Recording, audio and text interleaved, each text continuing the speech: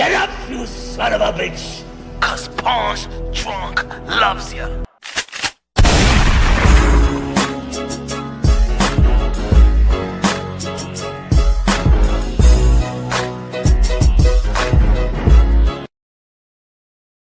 Let's get ready to rumble!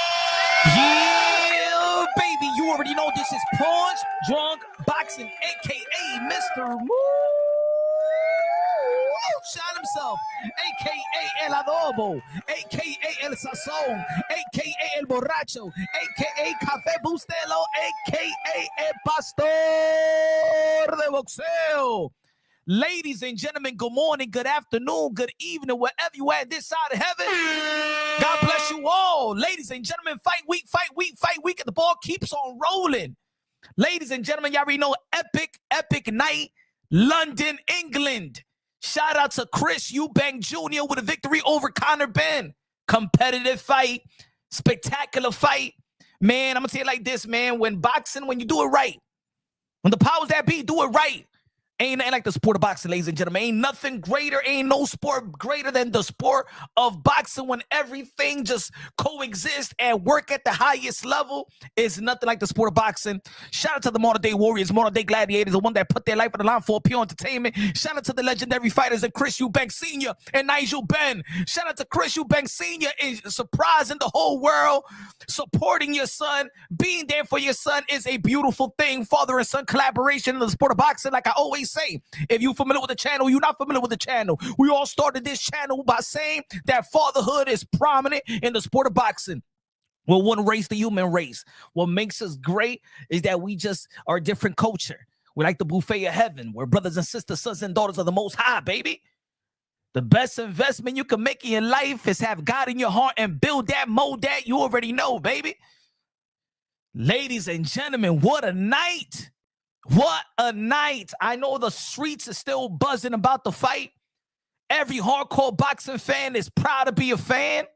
Everybody out there in London who actually created the Queensberry rules, they're proud of boxing.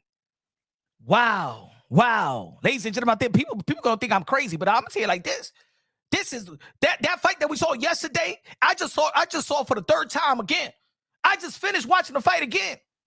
I can't get enough because it's just the storyline, the movie, theatric, the father and son, all that, the proving to your dad that you're worthy, that you a legend. Ladies and gentlemen, it was two dudes in the ring that was willing to kill themselves. And I know a lot of fighters out there to be like, you know what? I'm willing to die in that ring. But ladies and gentlemen, Chris Eubank Jr. and Conor Benn was willing to die in that ring in front of the whole wide world, ladies and gentlemen. My goodness. I got to keep a real man with it. Man, it was there. That fight was so good. God damn it, it gave me an erection. Shit. I know it's a Christian show. Damn it, I know it's a Christian show. But that's how hype I was. Damn it, I still got goosebumps. I am hyped. Whoever, if I see anybody hating on that fight, I'm blocking you. If I see anybody hating on Chris Eubank Jr., I'm blocking you. If y'all see anybody hating on Conor Benn, I'm blocking you. If I see anybody hating the sport of boxing right now, David, I'm blocking you. Shout out to Turkey Al Sheikh. Shout out to Eddie Hearn. Shout out to Ben Shalom. Shout out to The Zone.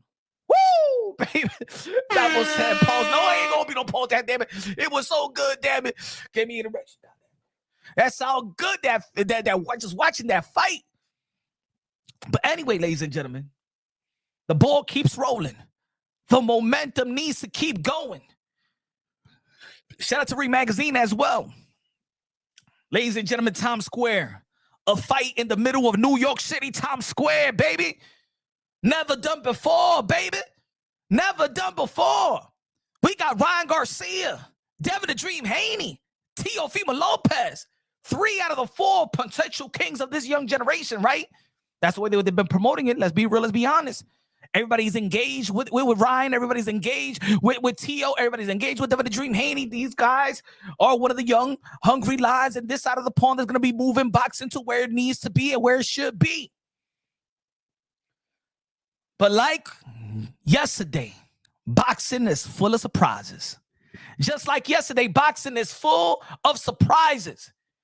And as much as we like to see great things, when we see great things, we might see upsets.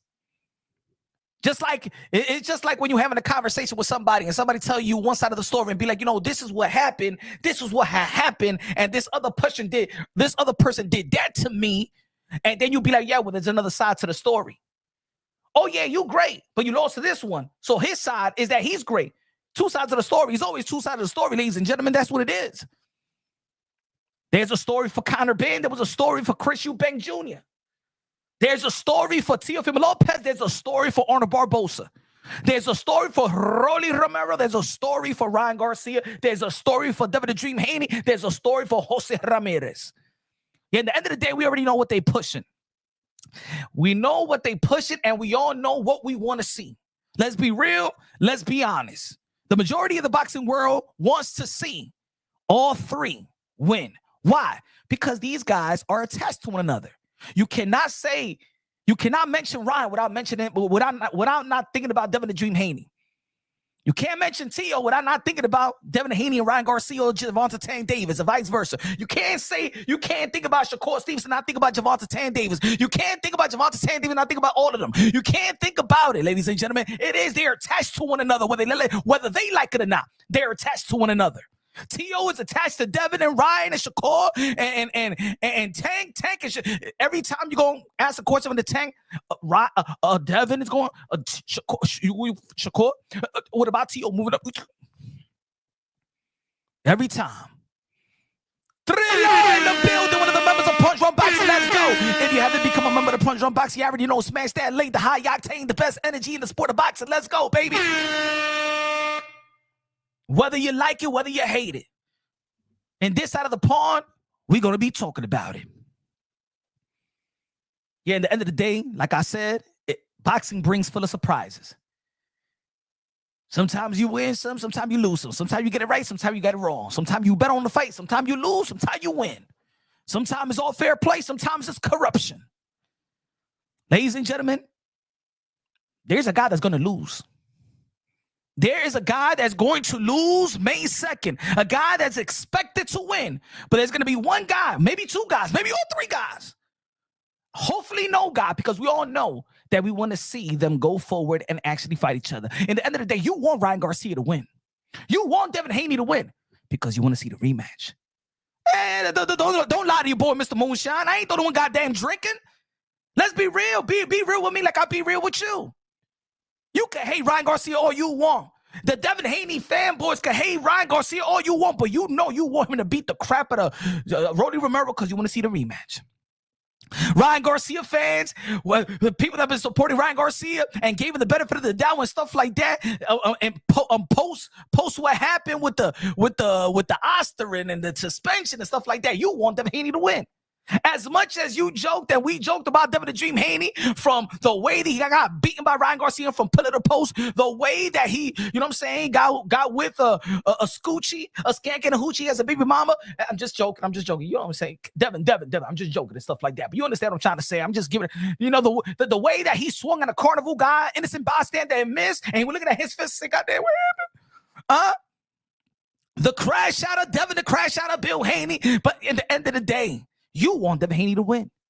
You want Devin Haney to beat Jose Ramirez because you don't want to see Jose Ramirez and Arnold Barbosa. There ain't nobody going to talk about that. You don't want to see that. You don't want to see Rolly Romero versus Arnold Barbosa, Rolly Romero versus Jose Ramirez. None of y'all ain't saying that. None of y'all want to see that. So let's be real, let's be honest. You want to see Teofimo Lopez, the two-time lineal champion, win. You want to see Devin the Dream Haney, the two-division champion, lightweight, undisputed in the lightweight division. And you want to see Ryan Garcia that never won a belt, but at the end of the day, he's the cash cow. He's the guy that got all the fans in the sport of boxing, in the social media. You want to see Ryan Garcia win. But somebody going to lose. Ladies and gentlemen, my question today, as much as the boxing world, independent media and pundits have been trying to attach these fighters to one another,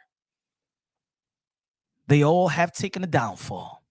So we don't give a damn about the, I know that Devin Haney got his old back, but the world seen what we seen April 20th, 2024. We all see it. A loss is a damn loss. And the highlights is there. It's posted millions upon millions seen. Ryan Garcia kicked Devin Haney's ass from pillar to mother effing post. Ain't nothing going to change that. That's why we're looking at this fight with Jose Ramirez. Jose Ramirez. Is Devin Haney going to be the same? We don't even give a damn if Jose Ramirez is going to be the same. Is the narrative is Devin gonna be the same, even though that Jose Ramirez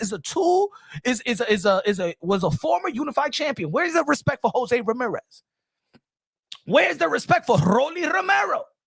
Ladies and gentlemen, New York City has been the downfall for these men, including Rolly Romero. I know I don't have him in the thumbnail. Ryan Garcia took a knee in which many people felt that he quit. No mas took a knee and said, I can't no more, my ribs hurt. When Gervonta Tan Davis barbecued the ribs of Ryan Garcia in the Barclays Center. We seen Teofimo Lopez went from the high, I'm talking about high, pound for pound, top 5, after beating Vasily Lomachenko that at the time was regarded pound for pound. 1, 2, 3, you can flip it around. We seen Teofimo Lopez, even legendary fighters like Bernard Hopkins said that he don't never see Teofimo Lopez losing. After that fight, Bernard Hopkins said that he don't see nobody ever beating Teofimo Lopez. The only one that could beat Teofimo Lopez is himself. That's what he said. Roberto Duran gave him praise. Tito Trinidad made a separate 1-minute video dedicated to Teofimo Lopez. Manny Pacquiao, who never tweets, congratulations, undisputed champion of the campeons. Everybody, Mike Tyson, even Zab Judah, do it for Brooklyn, was congratulating the New York fighters, Brooklyn fighters, everybody across the pond was praising Teofimo Lopez. And then his homecoming fight versus George Kambosos, and you went from the highs to the whoa. Man. How a world come crashing down that fast in New York City. Regardless of the health and all of that, we all know that. Yeah, at the end of the day, you step inside that ring, and it was a downfall. Ladies and gentlemen, Devin the Dream Haney, April 20th, took his ass whooping from Ryan Garcia in the Barclays Center, New York City, a downfall. Rolly Romero took his ass whooping from Gervonta Tan Davis, a downfall. Gervonta Tan Davis with Lamar Roach, a downfall, ladies and gentlemen. They say in New York, if you can make it here, you can make it anywhere. But this is the land of this is the jungle, ladies and gentlemen. If you can make it here, you can make it anywhere. And ladies and gentlemen, they failed over here. Oh, yeah, they got significant wins, just like Gervonta Tan Davis got a significant win versus Rolly Romero and Ryan Garcia. But we all know that Gervonta Tan Davis got his ass whooped by Lamar Roach in the Barclays Center, New York City. Ain't nothing like New York. The pressure of New York City is something, ladies and gentlemen. The pressure of New York City is something else. Thriller! Con los 10 pesos de Super Chari Chari Parique. Boom, boom, boom, boom. Me dice, yo, punch. Ryan looks too calm. I don't know if I like it or not. Definitely rooting for Ryan for the KO. Haney outboxes Ramirez. Ramirez get lazy at times. Teo versus Arnold is going to get ugly. Rooting for Teofimo Lopez. Oh, we want. We are rooting. There's going to be people out here in the YouTube boxing community, and there's going to be channels out there that be acting like they hate on Teo, acting like you hate on Ryan, acting like you hate on Devin, acting like you love Ryan, acting like you love Teo, acting like you love Devin. We all in the same boat. We want to see all of them win because eventually we want to see the matchup, the rematch of Ryan and Devin, the matchup with Teo and Ryan, the matchup with Devin and Teo. We want to see that matchup. You know that you don't want Arnold Barbosa to throw a monkey wrench. You know that you don't want Rolly Romero to throw a monkey wrench. And you know you don't want Jose Ramirez to throw a monkey wrench. So whether you like them or hate them, we want the same thing. You ever been in that situation, ladies and gentlemen, when you and your enemies want the same thing? Everybody should be all hands on deck. I know people are going to be spinning some narratives because they need to do it for their channel. Yeah, at the end of the day, whoever in the YTBC tells you, oh, I hate Ryan, I hate Tio, I hate. No, you don't. You want Teofimo Lopez to win because you know what? Just like Turkey Al Sheikh said, he want Teofimo Lopez to face Jerome Boost Ennis. You want to see that. You want to see that. Devin versus Ryan rematch. You want to see that. But who's going to throw the monkey wrench? Who truly has a chip on their shoulder to throw in the monkey wrench? Who? Does Rolly Romero got a chip on his shoulder to throw in the monkey wrench? I don't know. Kind of weird energy, not all hyped up. No, I don't sense the energy. Jose Ramirez, I don't sense the energy. Arnold Barbosa, there's a lot of energy with Arnold Barbosa. There's a lot of energy with Arnold Barbosa. In the end of the day, I think that's the fight. Actually, as a matter of fact, that's the most interesting matchup. That's the most competitive matchup, and because both fighters are winning, they come in as winners. Both have momentum. See, Rolly don't got momentum. Ryan has momentum, but has an asterisk to it, mentally wise, because they took the best win of his career away from him. Devin Haney, we just want to see if Devin Haney's didn't get affected mentally by the ass whooping of Ryan Garcia. Jose Ramirez, we felt in his fights, leading up to the fight, like you could tell that Jose Ramirez got the skills, but he lost the love for it. But he's in a position where he still collect checks. Arnold Barbosa got something to prove. Teofimo Lopez never gets his just due. Ladies and gentlemen, Life Logic, con los 2 pesos de Super Chari Chari Parique. Long Nose Boxing, one of the members of Punch Run Boxing, said 58 people on the live that only 2 likes is diabolical. Hit the like button. It's all right. It's all right. It's all right. They don't respect the work, Long Nose Boxing. They don't respect the work. They gotten used to Punch Run Boxing. You know what I'm saying? Like if we 6 years deep in this YouTube shit, you think I still got to tell motherfuckers to smash the like button so it could send the algorithm so we could get up in the numbers, because men lie, women lie, numbers don't. We still got to say smash the like button.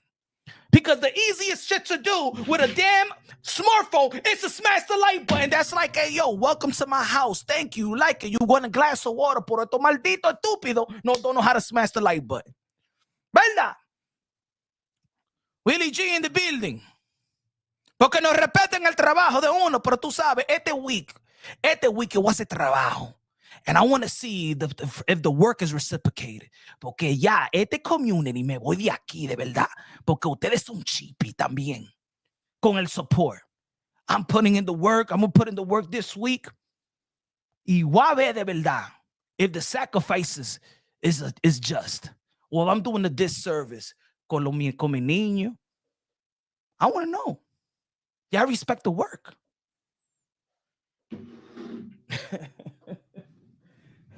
Give me a sec. Better.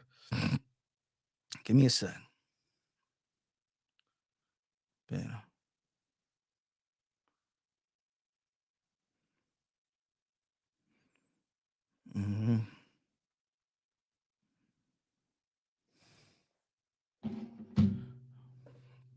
So okay, ladies and gentlemen, let me get the picture. Let me get the picture.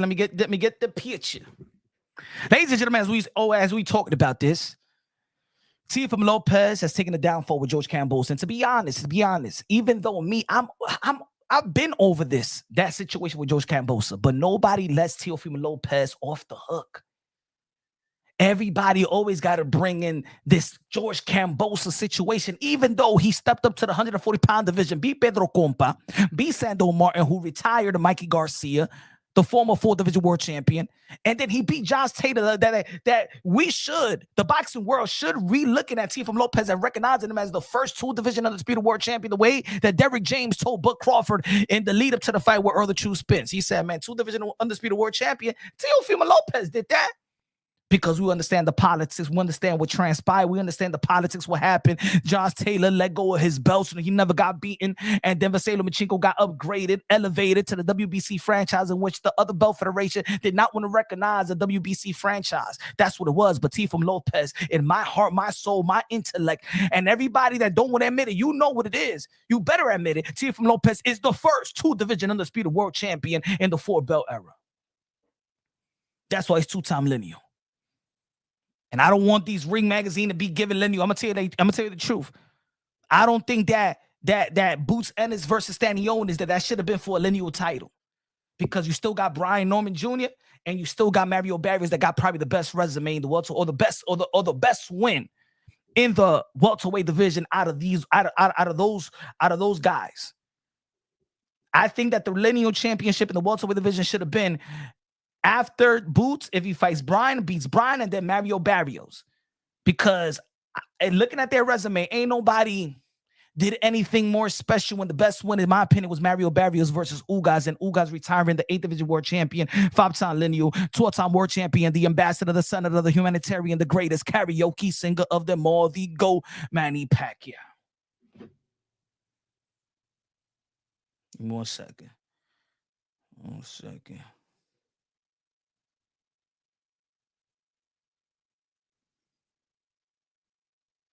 Give me 1 second.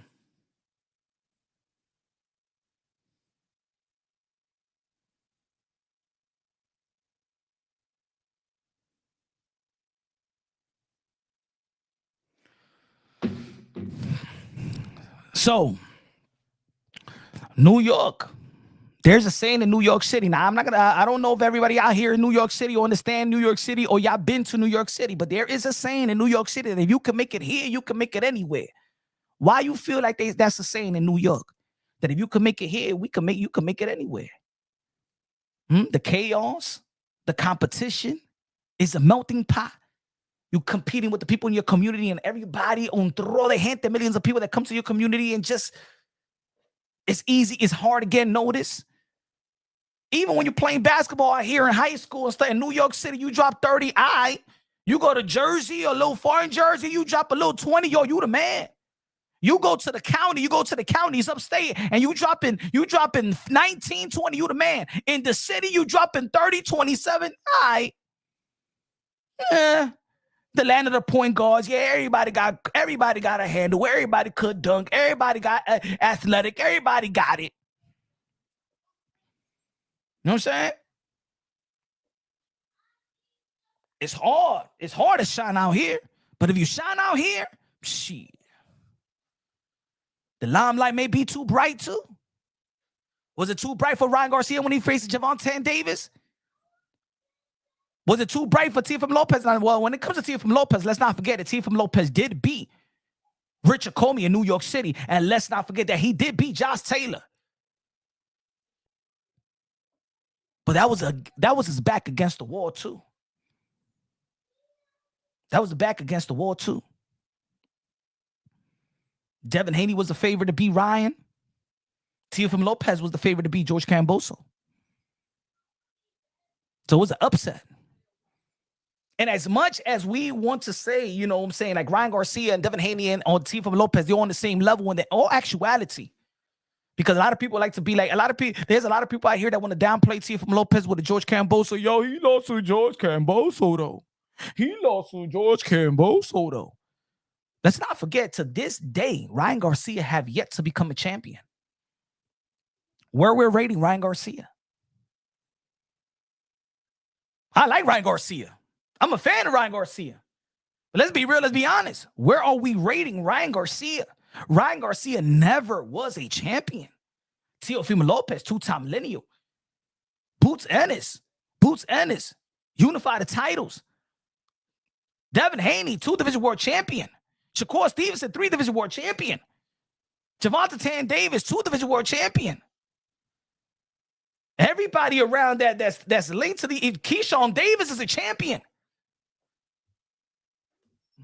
Dave Fernandez, Colombia Peso. The Super Chatty Parique. Support the channel. Punch. When are the details coming out for the fights in the square? Well, As you all know, the grand arrival is going to be tomorrow. The media workout is going to be on Tuesday. The final press conference is going to be on Wednesday. And the weigh-in is going to be on Thursday. So, all actuality, we don't know the setting yet. I haven't seen the setting. I don't know. A lot of people don't know yet. You know what I'm saying? They said it's going to be in the middle of the heart, right? So I'm not sure. Whole sway in the building. Whole sway in the building. Good looking out, Dave. Appreciate you. God bless you, man. Appreciate you supporting the channel, man. De lo mío, de mi gente, de lo mío. So who is going to catch the upset? Can you let me know in the chat? I think that Teofimo Lopez has the harder fight. Jordan Barbosa has the better momentum out of all of them. Maybe even out of the high invested fighters. Maybe Arnold Barbosa. Dímelo, boxing with a $5 super chatty patty gang. Tio better make a statement or the boots call out gets no results. Just like the ball call out performance must match the call out. That goes for Ryan too. Well, to be honest, I think that Ryan and Devin just need to get the win. I don't think that, because of styles, nobody expects Devin Haney to knock out nobody. So he don't have the pressure of you got to perform. See, Ryan and Tio always have the pressure because they spoil the boxing fans with knockouts. Ryan Garcia is known for power and speed and knockout, spectacular performance. Teofimo Lopez was knocking out people, knocked out Richard Comey in the second round to become a world champion, and then he outboxed Vasily Lomachenko, who was regarded pound for pound, 1, 2, 3. You can flip it around. I understand why, to be honest, Teofimo Lopez, and this is unfortunate, Teofimo Lopez is never going to get his just due in his career. You know why? Because he can't outdo the Vasily Lomachenko performance with nobody, because ain't nobody was getting the credit like Vasily Lomachenko. He's never going to outdo that performance. The only way he does it, if he does beat the guys that he was calling out, in which a lot of y'all wasn't respecting. He was calling out Bud. Because if he beats Bud, that outdo the Vasily Lomachenko. Nobody had the accolades and the praise and the respect worldwide like Vasily Lomachenko. So when Teofimo Lopez beat him and he was regarded pound for pound 1, then there is no. That's why every performance, even the Josh Taylor performance, in which he should get a lot of credit for that performance. People still talking about the George Kambosos. Now, let's say if Inoue was a junior welterweight. Let's say Naoya Inoue is a junior welterweight with the same shit that he's done. And Teofimo Lopez beat Naoya Inoue. None of y'all motherfuckers we talking about George Kambosos. Y'all would never bring up George Kambosos because for the shadow of a doubt, y'all be like, man, he just had a bad day. Because none of y'all would question. Y'all be like, damn, he beat Inoue, he beat Vasily Lomachenko and Josh Taylor. God damn, shit, what? He got to do something incredible to outdo Vasily Lomachenko and for you to forget about a George Kambosos. For Teofimo Lopez, it doesn't matter what he does. It doesn't matter really what he does. He got to do something. Because for me, the Josh Taylor should acquire everybody damn shit. Hey, yo, come on, man. What has George Kambosos? They're going to be facing Richardson Hitchens. What has he done lately? So the common sense tells you he's a one-hit wonder. Lucky night. If you could give me more nights like that, if you would have beaten Devin Haney or give him a controversial win or lose, you wouldn't even beat Maxie Hugh in my eyes. You got knocked out by Vasily Lomachenko. What have you done? He said, I mentioned Ron Case Ryan's name been attached to Boots to get Boots fight. You have to look at the spectacular no in between Boots and the bar in his last showing. To be honest, I don't think that Boots and Ryan Garcia is going to happen. I don't even, if you notice, I really rarely never talk about that. That fight is not gonna happen. I think that Teofimo Lopez and Orion should be more of a talk. Now the Boots is because actually Boots avoided Teofimo Lopez. That's the facts. The facts is that there was a contract on the table for Jerome Boots Ennis, and his team declined the contract to have a unification bout with Stanionis. Let's not forget the facts. The facts is, and I know that PC, and this is what it is. A lot of people in this community love to say, yo, he a dog, and he a dog. He said this, he said that. Eddie Hearn, Bob Arum, Tio, they all know that Boots Ennis had a contract to fight Teofimo Lopez. It was not supposed to be Stanionis, and Teofimo Lopez it's not supposed to be fighting Honor Barbosa. It was supposed to be Boots versus Tio. Let's not forget also who got mad at Jerome Boots Ennis and exposed that he was emailing and never returned his email. That was for the Virgil Ortiz. See, Boots Ennis avoided Virgil Ortiz and Teofimo Lopez. That's just the facts. But his performance outweigh, you know what I'm saying? Once you do something in the sport of boxing, people forget about that shit. And it's good. Because I still want to see a Boots. I want to see a Boots and a TO. Boots move up to fight Virgil Ortiz. I want to see a Boots unification bout versus Brian Norman. And I want to see Boots versus Mario Barrios. All cool with me. It's all good. I love the performance. You already know I've been supporting Boots since day one. And I know there's people out there from other boxing content creators, YouTubers that be around Boots and tell them don't fuck with Punch Drunk Boxing, even though these motherfuckers was never around when I was the only one pumping Boots. But, you know, these fighters are young too. You know what I'm saying? So they get easily persuaded. These jealous ass YouTubers, yo, don't be effing with that dude Punch and shit like that. You know what I'm saying? He be supporting that, you know what I'm saying, that racy shit from these dudes like Ron and Tio, yo. Don't F with them, bro. I know who y'all are. I already got the scoop on dudes already. I already got the scoop on dudes. I'm gonna tell you like this. There's bitches out here in the YTBC. Yo, these boxing content creators be mad jealous. They be, don't do no interviews with him, yo. Don't do no interviews, yo.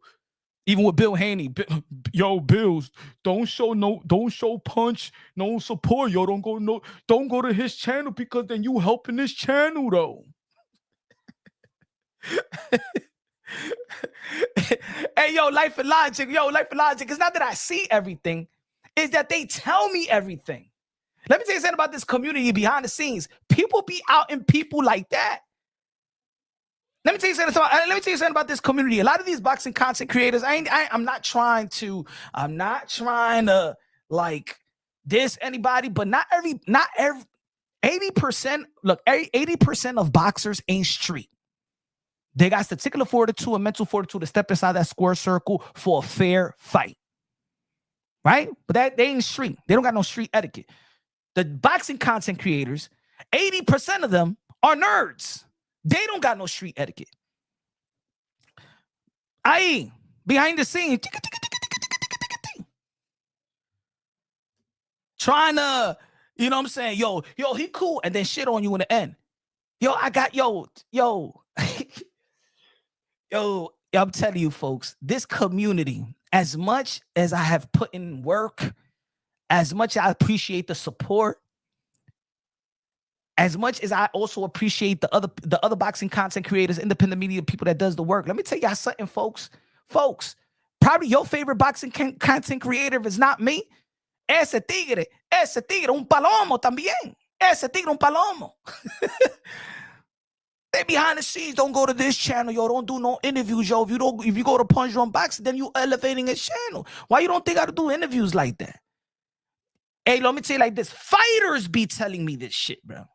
The fighters be telling me. The fighters. Bill Haney told me each and every channel that was contacting him saying, don't go to Punch Drunk Boxing. And we laugh about it. People in Philly already told me they tell Boots not to fuck with me.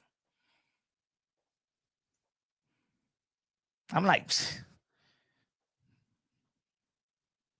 But anyway, that I'm telling you, man, these people out here in this community is a bunch of chicks out here, bro. No disrespect to the chicks, but you understand what I'm trying to say. Yeah, it's a very every man to themselves, really. But me, You know why I'm always I always been a person. If y'all remember in the beginning, I would collab with anybody, chop it up with everybody. I'm outside. Anybody could meet me, and anybody could catch me. Put it that way, right? Anybody could shake my hand. Anybody could snuff me from the back. You know what I'm saying? But you know why? I'm good and willing to work with anybody and just be cool with anybody. Because at the end of the day, I got my own style. I deliver my own style. You know what I'm saying? I could be like, yo, you know how many, let me tell you like this. And this on the real, and boxing content creators know this. I've gotten times where I'm like, yo, I could do an interview and I call this other boxing content creator and be like, yo, no, go to this channel. Yo, go to this channel. Yo, what other channels is, yo, people know. Yo, I know people that have beef for fighters. And I've gone into channels that know that they don't even like, yo, I know this fighter and I don't want this beef to escalate. You know what I'm saying? And you know this fighter, this beef shouldn't escalate like that, because at the end of the day, it's not the fighter that's going to be getting it. It's going to be some street niggas and shit like that. You know what I'm saying? Y'all don't play this YouTube shit like that, because it could get somewhere that it doesn't need to be. You know what I'm saying? I've politics shit like that behind the scenes, and they know who they are. That's who I am, because también yo pienso de la calle también. Yo pienso como, hey, yo, yeah, YouTube, relax. Don't ever compare point. No, you can't come. It's not even about better or worse. It's just that you can't compare. It's just like there's certain content creators, like you can't compare. Shout out to Showbiz. That's my brother, and I appreciate him and I support him and everything that he does. I don't give a damn, right? Showbiz got his own style. Ain't nobody gonna take his style away from him. Ain't nobody gonna take away his confidence. Ain't nobody gonna take away his delivery. That's what he does, and he does it in the best of his ability, and the people support him to the fullest, right? He's gonna have his haters, he's gonna have his supporters. But let me tell you something about this community. It don't matter how much you're trying to bring another dude down. In the end of the day, there's gonna be supporters out there. You know what I'm saying? They're gonna be supporters out there. And there's gonna be people out there that are gonna be like, hey, yo, man, why y'all acting like bitches out here and shit like that? Matter of fact, you know, sometimes I've gotten subscribers from channels that was shitting on me, and then they'd be like, hey, yo, they was shitting on you on this channel, and then I came to this channel, and motherfucker, you was making me laugh. So let's go back to the sport of boxing, right? At the end of the day, you're gonna see some hate, you're gonna see some support, but we all want the same thing. We all want the same thing. It's like Canelo, the situation with Canelo Alvarez and David Benavidez, right? The situation, there's going to be people, no, David Benavidez haven't done shit, bro. He hasn't done nothing to get the fight. Hey, do you want to see David Benavidez versus Canelo Alvarez? Hell yeah, so shut the F up. Why you knocking it? Like, if you, who you want Canelo Alvarez to fight? William Scott? Who you want Canelo Alvarez to fight? Since you don't want David Benavidez, since you dead talking against him, who you want to see him fight? Would you like to see Canelo Alvarez versus David Benavidez? Yeah. All right, man. So what's this? Drama sells. It's true. Drama does sells. But when are we going to, and it's all right, you're going to have the supporters, you're going to have your haters. Gervonta Tank Davis is going to have his supporters, going to have his haters. Tio is going to have his haters, going to have his supporters.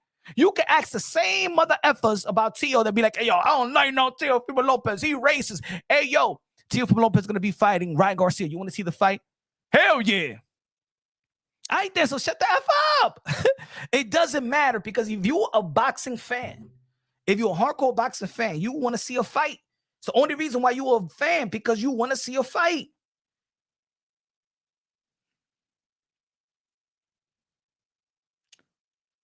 Willie G, dímelo, mi hermano, con los 10 pesos. That super chari party K. Good looking now with the cash at, my brother. Appreciate you, brother. Con los 10 pesos. Familia, comprar porfa rice. No porfa rice, porque yo no como pork. Pero, vegetable fried rice con chicken wing. Good looking now, brother. Appreciate you, Willie. So now, this fight is going to be good. But not everybody could handle the bright lights. Not everybody can handle the bright lights. And even though I'm going to put it like this, the worst loss for Ryan Garcia was Gervonta Tank Davis, right? Gervonta Tank Davis beat Ryan Garcia. That was his downfall. But just because Ryan Garcia beat Devin Haney, that doesn't mean he didn't have a downfall. See, 2 downfalls for Ryan Garcia. Whether he he got the highlight of beating Devin Haney.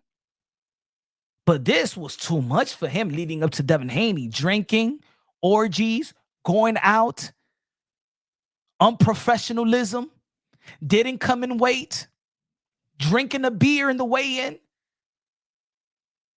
Oh, he beat Devin Haney because Devin Haney just didn't defend himself the way he should have defended himself. But that in itself was a downfall. As a matter of fact, not a downfall. He had a downfall with Gervonta Tank Davis, and Ryan Garcia had a crashing out leading up to the Devin Haney fight. What erased that? What people avoided is because when you win, people avoid everything else, right? It's just like Adrian Broner. Adrian Broner has problem drinking, problem gambling. You know what I'm saying? Un tigre de la calle, not professional, a wild boy. But when he was winning, nobody was just looking at that because he's winning. Nobody's going to check him on that because he's winning. And as soon as he loses, people open their eyes and then see this is the reason why you lost. And this, it's Adrian the problem Broner for a reason. Motherfucker has a problem. Right? Same thing, let's say Teofimo Lopez. Teofimo Lopez, you know what I'm saying? Hey, yo, he beat Richard Comey. He beat Vasily Lomachenko. You think that Teofimo Lopez wasn't having the same problems he was having outside of the ring? You forgot the fight leading up to the Nakatani fight? Wife, family issues. They wasn't seeing each other, though. The sisters and shout out to Mama Lopez. They didn't go to Teofimo Lopez's wedding because they didn't approve of the wife. Remember the ESPN special on Teofimo Lopez? He was dealing with the same shit. Leading to the Nakatani fight, leading to the Richard Comey fight, leading to the Vasily Lomachenko fight, leading up to the George Kambosos fight. Still was having the same problem. Let's say this. Let me give you another example. Outside of the sport of boxing, you think that Kanye West wasn't bipolar when he was on his high horse? When his music was running high, he's touring and he's doing some crazy shit musically, and he's a genius. You don't think he was going through some shit? Yes, he was. He think the same way. It's just now people just see the negative side of him because he says certain things that, let's say, that Donald Trump made people attack him in a different way.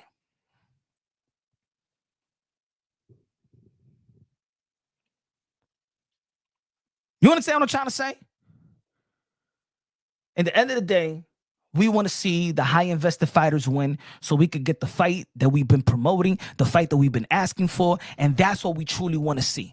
Whether you're a fan of a fighter or not, the truth is you want to see the fight that we've been promoting, asking for, shaming for. We, the boxing community, shamed Teo to fight Devin. Shame Devin to fight Teo. Shame Ryan to fight Devin. Shame Devin to fight Ryan.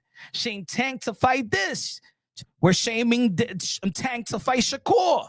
We shame Shakur. Yeah, and I don't like Shakur. I don't like Shakur Stevenson's style. I don't like that he runs. What's the best fight in the lightweight division? Shakur Stevenson and Tank? Right? What is the primary fight that you want to see in the lightweight division? Shakur and Tank? But you sit there, I don't like Shakur. And people was walking out, and he running, and he's boring, and he don't like Shakur. I hate the way that he tweets. I don't like Shakur. I don't give a damn if he retired. You remember when you say he retired? I don't give a damn. He boring anyway. What's the best fight in the lightweight division? Tank versus Shakur. But cállate la maldita boca y support. right? Let's go, Solo. It takes two fighters to fight, facts. But what the fight that we want to see is the fight that we've been asking for. So when you go around in this YouTube streets, X streets, IG streets, and you see a whole bunch of people, just ask them that question so they could stop the fucking foolery. So they could stop. Ryan Garcia ain't shit. Ryan Garcia. Do you want to see the rematch with Haney and Ryan Garcia? Hell yeah. Shut the F up. You just want to hate and brag and just to do it. Now, if you joke about it, see, I do a lot of comedic shit. But I respect Devin the Dream Haney. Like I told you the other day, Devin Haney got one of the best testicular fortitude and mental fortitude, got one of the biggest cojones in the sport of boxing, because to take a beating like that from Ryan Garcia, and every time he got down, he rose right back up, got down, rose right back up again, got down, rose right back up again, in which the boxing world and even Ryan Garcia is looking at Bill Haney and saying, yo, man, throw in the towel, Bill. Come on, man, throw in the towel. Y'all just, man, he ain't throwing the towel. He landed 12 rounds with Ryan Garcia. And whether people respect Devin Haney's style or not, the style of surviving, because he wasn't running from Ryan. He was trying to hold him for dear life, but he was still trying to get his. Just like we saw yesterday. Just like we saw yesterday with Conor Benn and Chris Eubank Jr., one of the greatest fights that I ever seen in my entire life, top 10 in the modern day era. I don't give a damn what y'all say. That's for me. That's my opinion. In the modern day era, we're talking about probably the last 30 years, 35 years, 20, 25 years. That's top 10. Greatest fight I ever seen in my life. As a matter of fact, y'all going to think I'm crazy, and goddamn, give me a damn drink so I can say some more crazy shit if y'all don't like it. I'll say more crazy shit today if y'all don't like it. But it's my opinion, just like y'all got yours. Conor Benn. Well, watch. I'm going to get people mad now. Y'all better get your edit. Screen record this shit. Say Punch One Boxing is drinking expired moonshine now. Y'all ready for it? Let's get ready to rumble! Chris Eubank Jr. versus Conor Benn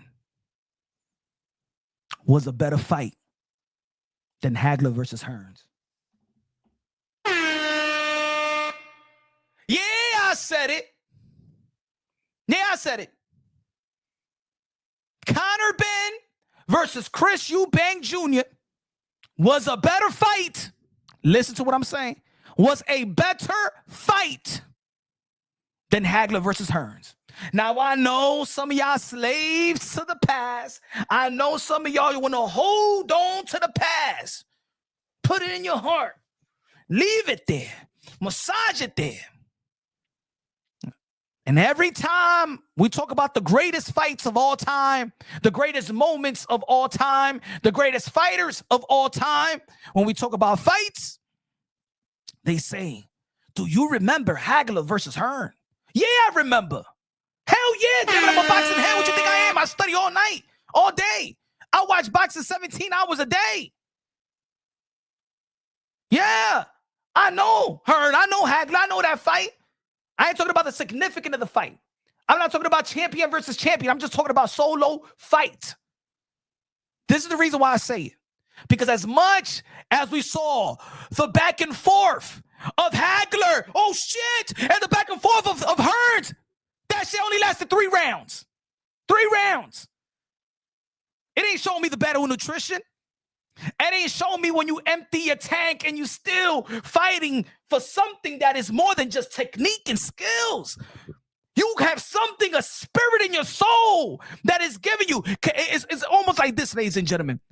Have you ever seen a car? I'm not talking about the electric ones. I'm talking about the gas one. Have you ever seen a car move and drive, and the engine is still on without no goddamn gas? That's what we saw in the 11th and 12th round of yesterday's fight. See, ladies and gentlemen, look. Hagler and Hearn. The first round was the best first round that we ever seen. The intensity, the way they came out, the way that Conor Benn came out to after Chris Eubank Jr. The second round was just good. was just as good. Not better than the first round, but it was good. The third round, it ended. 9 minutes. 9 minutes. You cannot compare and tell any fighter, whether you're sparring or whether you're fighting, you cannot compare the 10, 11, 12 rounds to the 1, 2, 3 rounds. Because in anything in life, ladies and gentlemen, if you just running, you will do your best for that first mile. You will do your best on that first sprint. It's almost when you lifting weights and you walk in the gym. Hi, dame, all right. Yeah, let me get them 300 pounds. Yeah, I could think, coño, I mean, me right there, my friend. Coño, all right. Help me out, coño, help me out. Okay, do that shit when you're in your 10th, 12 sets. You're going to be like this. Help me, please. Ayúdame. Choking on the bar. Do you understand? I'm going to give you an example so y'all can understand what I'm talking about. Rap Star Boxing out of the way to the UK, London, bro. Right, Life and Logic? Am I speaking logic, right? Don't ever compare the 1, 2, 3 rounds to the 10th, 11, and 12 rounds. No, mi gente. Yeah. I'm saying it. I'm putting my name on it. Chris Eubank Jr. versus Conor Ben was a greater fight. I'm talking about the action. I'm talking about the will, the skills, the determination. The fight itself, 12 rounds, was better than Hagler versus Hearns. Now, if y'all want to be stuck into the past, because y'all that type of people that be like, you know what? Every time there's something good today, you wanna shit on it with the past because the past is cemented and it's just the best that you ever seen. There's never going to be a better Michael Jordan. There's never going to be a better Barry Bonds. There's never going to be a better fight. They're never going to be the 80s again. They're never going to be a Roberto Duran, Sugar Ray Leonard, and Mike Tyson. And you never appreciate today. Well, today and yesterday, I appreciate boxing. And ladies and gentlemen, if you're one of those people that was losing love to the sport of boxing, and you're like, I'm getting tired of this fighter and this fighter, and these fighters don't fight like that, and these fighters don't fight like the past, and the business of boxing and this and that, everything for those 36 minutes, 12 rounds was the most beautiful thing I've seen in a long time. Ladies and gentlemen, if there was 3 Kim Kardashian and Jennifer Lopez at their prime, 3 of the baddest bitches that you ever seen in your damn life, butt ass naked. And I'm in the 11th round. And they say, hey, yo, Poppy, but come to bed already. Come on. Stick that platinum up in me. Come on, las tres mommies. And they're like, la mamada.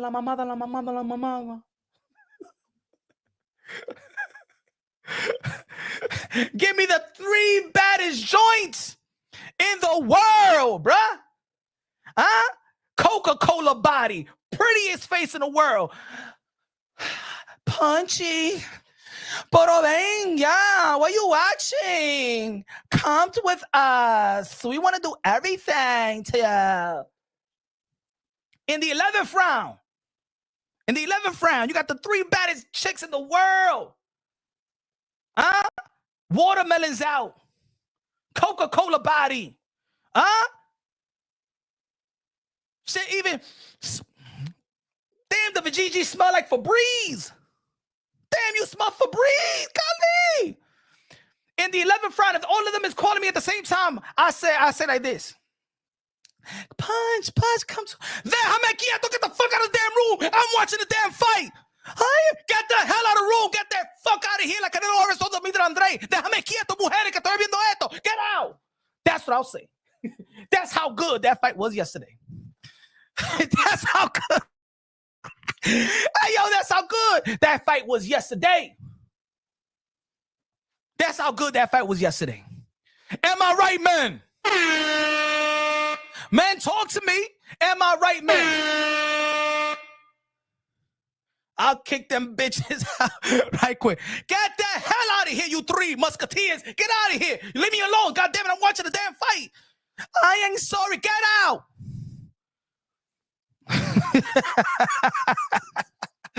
Yeah. Oh, yeah. Oh, yeah. Yesterday? She. Epic. Epic, bruh. Epic. Man, yo, put it this. If the chick was, hey, yo, there was a chick right here like this. After, oh, shit, the 11th round. Y'all, man, get out of here. Get back to that scene. Coño. Stop it already. Let me concentrate on the fight.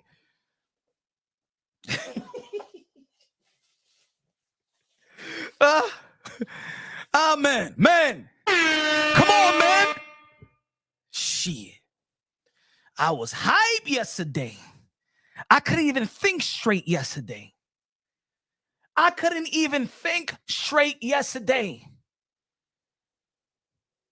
Shit, yo, I couldn't, even this morning, bro, even leading to the afternoon, bro.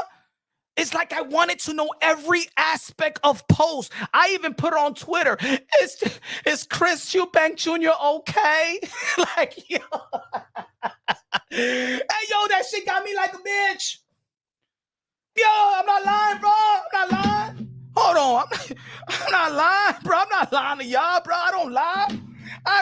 Never lie. Hold on, look. That performance got me like a bitch right now, bro. Oh my God.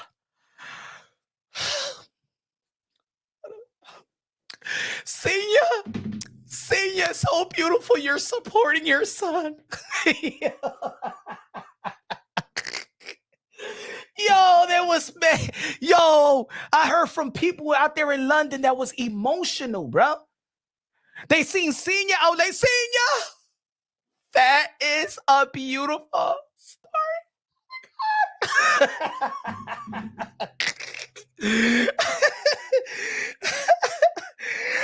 were like, oh my God, that's the sheriff. The sheriff is here. And for the you try to explain to the people. I know people are trying to explain to the people, okay, that's his father. Everybody got a father or something. What the fuck is going on? No, what you don't understand, they wasn't talking to each other. Yo, when Senior came out, we was all like bitches, bro. We trying to explain the story. Like, here comes, Senior comes, walks out opens the door. Yo, Senior is here, Senior. But then explain the way you explain it, it actually takes you like you explain, like, so what happened? Why everybody was celebrating? Because his father showed up. I mean, okay, almost all the fathers, like, in boxing shows up. I mean, my father showed up to my graduation. I don't know. What the fuck is he talking about? No, what you don't understand is that they haven't spoken to each other. And the thing is, in the press conference, he said that his pain was that he didn't have his father and he didn't speak to his father. Don't you understand? Oh my God, get with the damn story.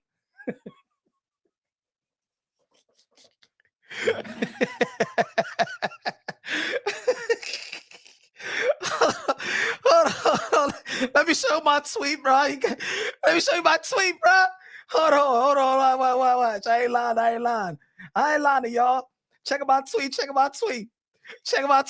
Look. Any updates on Chris Eubank Jr.? Hope he's okay. Yo, that performance got me emotional, bro. I woke up, you know, when you wake up and you're thinking about, like, damn, yo, hope that somebody's all right, that's close to you. I woke up saying, man, I know he went to the hospital yesterday. I hope he's all right. I can't find an article. Eddie? Ben Shalom? Can somebody explain to me? Do I have to go to the hospital and visit him?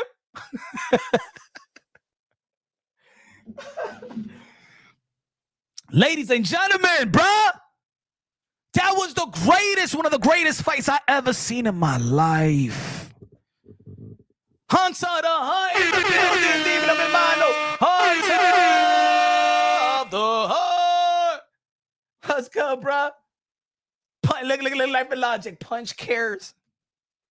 Punch cares.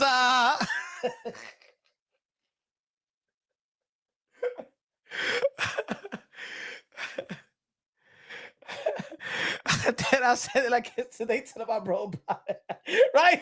Look at that. He said, yo, that ass sounded like this. It's true. It made me feel like I was trying to explain the story to other people. Be like, yo, so everybody's talking about this Chris Eubank Jr. What the fuck is happening? Like, what the fuck? I mean, it's a great fight. I mean, come on. There's a boxing bout every day. They like, well, why is everybody so emotional? You don't understand, bro. That's his father, man. All right, I understand. I mean, the other guy had his father there. I just don't understand. Can you please tell me the backstory, please? What you don't understand is these guys haven't spoken to one another. They had a falling out. And Chris Eubank Jr. it's been on his mind. Like, you got to understand. Like, they was inseparable, man. It was like, and when I saw Senior step out of that car,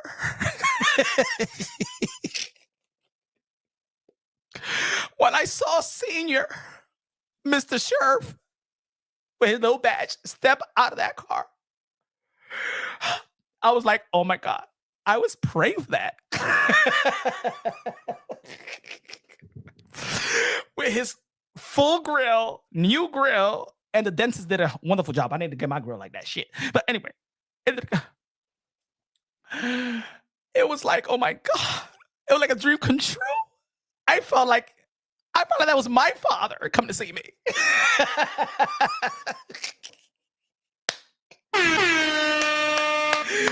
Yeah, we was all amazed. It was like my father coming to see me. It was just a beautiful thing. And the way they walked out, and then, oh my God, the entrance. Did you see the entrance? The entrance. The walkout. I'm not saying he didn't walk out on him. They walked together.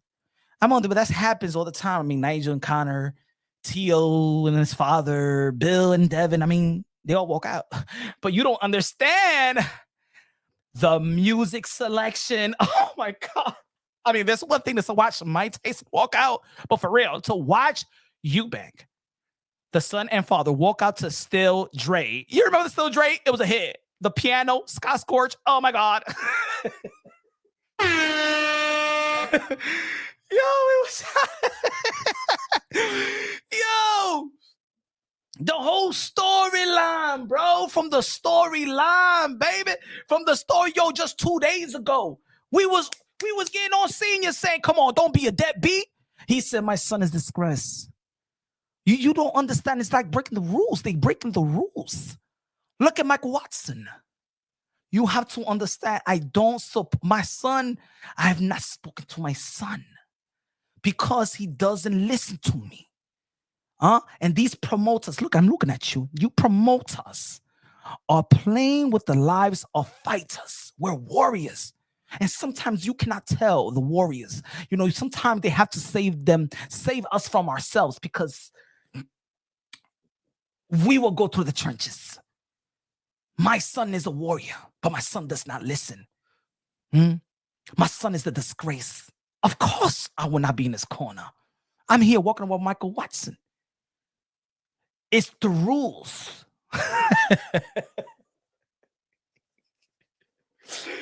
Oh, shit, man. Yesterday, man, it was a movie. Hey, yo, can you imagine the documentary of the Eubanks? Yo,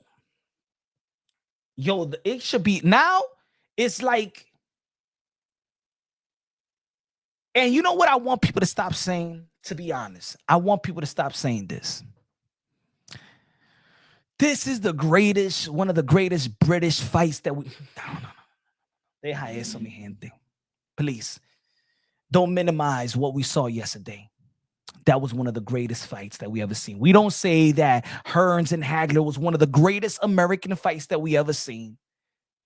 Let's stop. Yo, American pundits and media, stop shitting on the UK like that. trying to say that was the greatest British fight. No, it was not. It was one of the greatest fights I ever seen in my goddamn life. Amanda Serrano versus Katie Taylor is now one of the greatest women fights that I ever seen in my life. It was one of the greatest fights I ever seen in my life. There are fights that break these little barriers there. You know what I'm saying? Open up the doors and flood the whole thing, you know?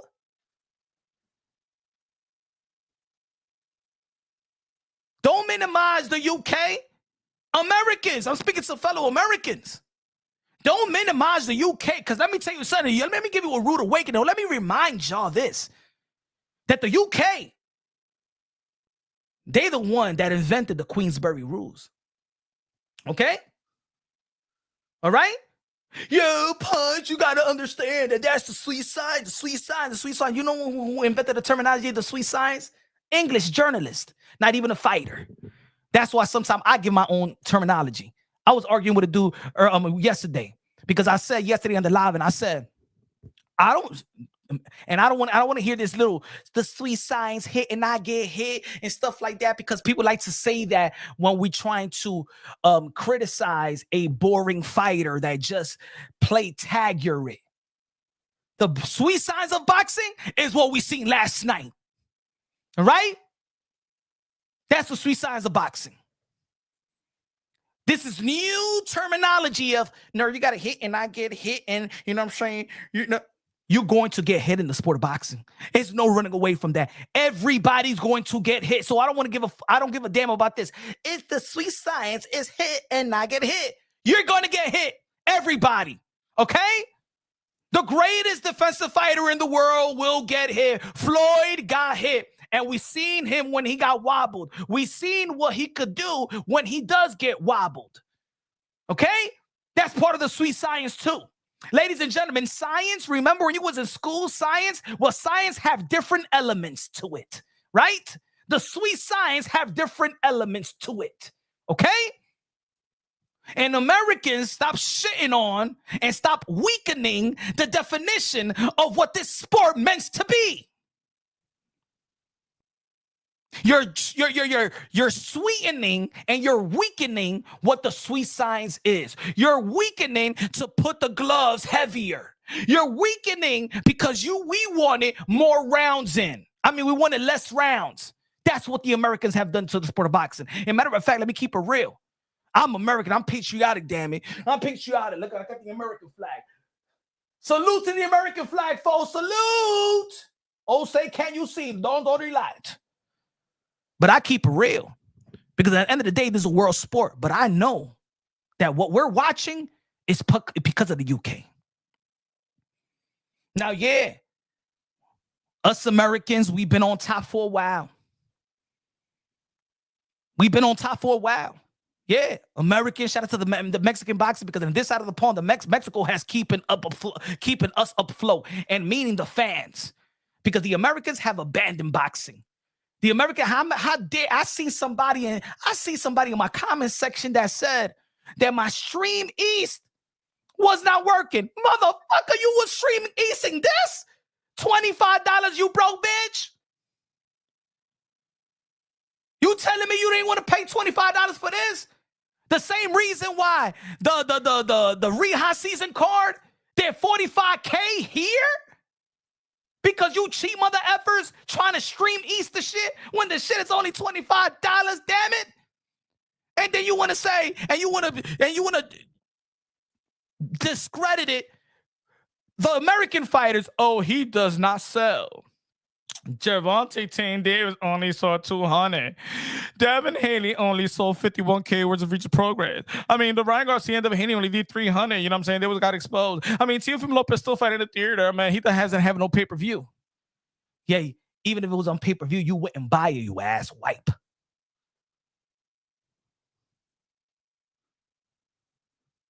Smash that like button, ladies and gentlemen. Smash the like, smash the like. Come on, man. Americans is begging and crying. Al Heyman is so unfair to the boxing fans because it's so expensive. That's how I see the American boxing fans. Not everybody, but you'll understand that the guys that complain all the time. I hate PBC. I mean, they're so expensive. I mean, $80? Hell no. I would not pay for that. Even if it was on discount. I'm not going to put this pay-per-view on layaway. No, I would not.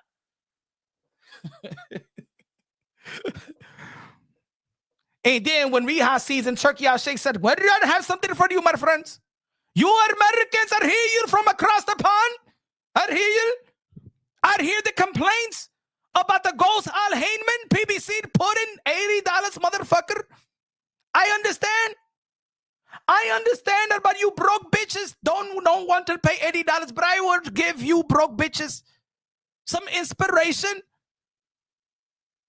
I'd put it for $25. All right?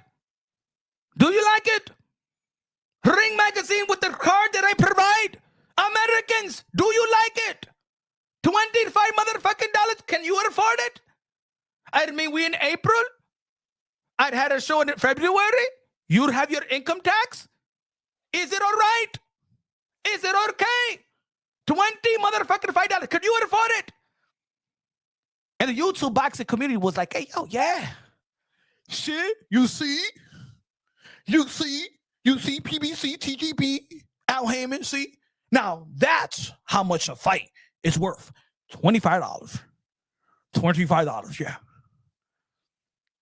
Then y'all don't even want to pay for the $25.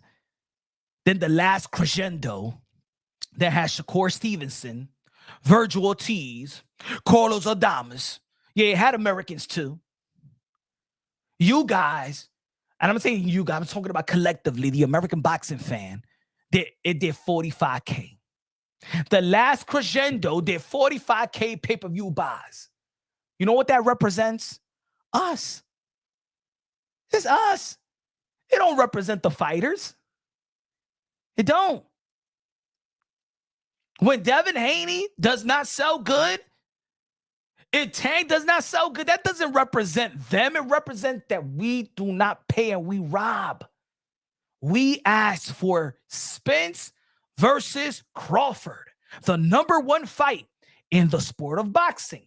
The whole world, the whole corners of the world, in the boxing world, and the casuals, even mass media wanted to see this fight, and it only did 600K. Why am I saying only 600K? Because 600K is low for the number one fight in the sport of boxing. Meaning, Showtime says, what? This is the fight.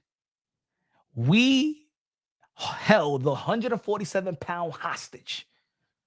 This is the number one fight in boxing. Is that what you're telling me? Al Heyman, sir, the Showtime representative. Al, you're telling me, right? Steven Espinoza, you're in hot water now. You tell me you're going to bring this to the table, right? Bud Crawford and Spence is the number one fight in the sport of boxing. Compare that fight to me. What do you mean that is the best fight in the sport of boxing? Compare it to to other great fights in the past. That's like Hernan Hagler. Really? I mean, that's just a little bit under Manny Pacquiao and Floyd Mayweather. Just a little under. Really? It's almost in the same feel of Oscar De La Hoya and Trinidad, just around there. Really? Wow. I mean, all right. I'll tell you this. If this does more than, let's say, Mike Tyson and Jake Paul that did $1.6 million, 1.6 million pay-per-view buys, if at least it does better than Tank versus Ryan Garcia. God damn it, we're going to stay in the sport of boxing. You ready, Al Heyman? Al Heyman, come on. Come on. I'm the one that brought y'all Manny Pacquiao, Floyd Mayweather. I know what I'm talking about. Tim Smith is telling Al Heyman, Al, they're going to rob the fight. Trust me, everybody been wanting Bud versus Spence. Come on now. I mean, this is the sport. You ask the people in the UK, you ask the people in Japan, you ask the people in Africa. Hey, the people in Africa, what do you feel about this fight? I do like it. Al Heyman, I think this is a good fight. I think this is the primary fight in the sport of boxing. Yes. Two black brothers. Yes. Bud Crawford is even darker than the people in Africa. I love him. Yes. I love him. Errol Spence. Oh my God, the car accident. He's still alive. God bless him. I love it. Yes. Chinese people like, yeah, boss, Spence. I like a fight. Oh, I like a fight. Yeah. Huang, how you feel about the fight? Oh, yeah. Boy, Crawford. Earl Spence. It's a good fight. I like the fight. I feel like it's like the New Year, Chinese New Year. It's very cool.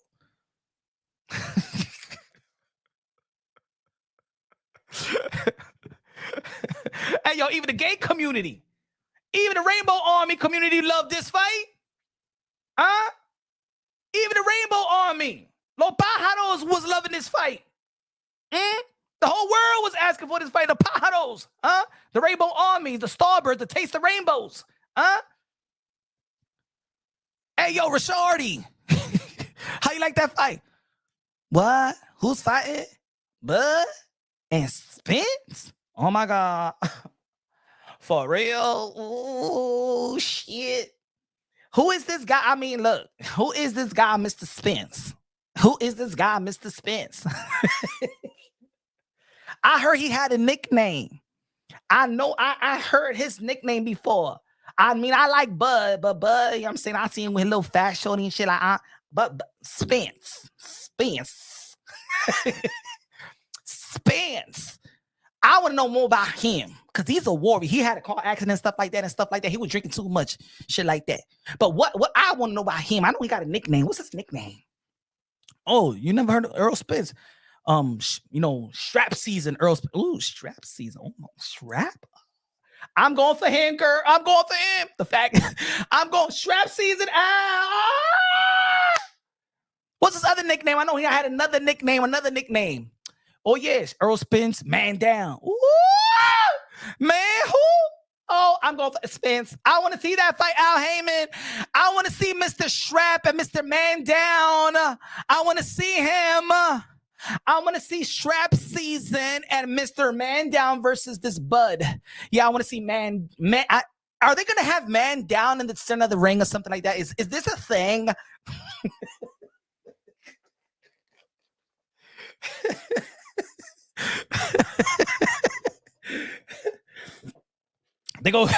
They support the fight, they see the fight, and they're actually fighting. Excuse me, ref. Steven Espinoza, look, this community supported this fight, and I still don't see no man down. When is Spence or Bud supposed to go down on?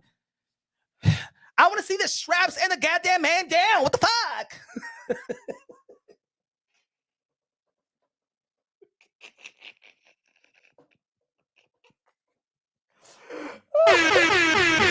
Hey! Subscribe to that channel. Damn. Everybody wanted that fight. But only did what? 600K? Should have done $1 million. Shit ain't doing no 600 million and stuff like that. The papers, the numbers came back. Al, want to talk? Al? This shit ain't even doing $1 million. You must be crazy. Everybody was talking about that. Everybody saw the fight.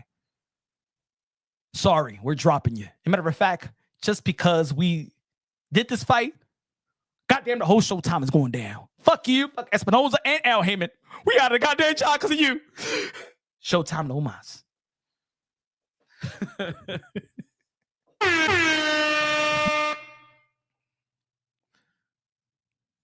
But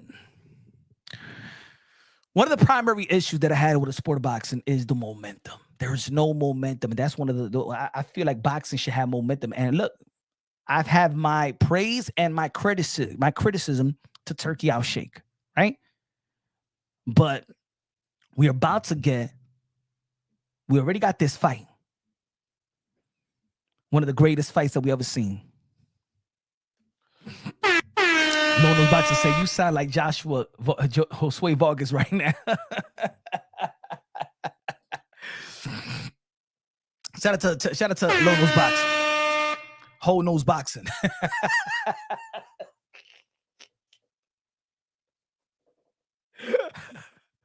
Download box.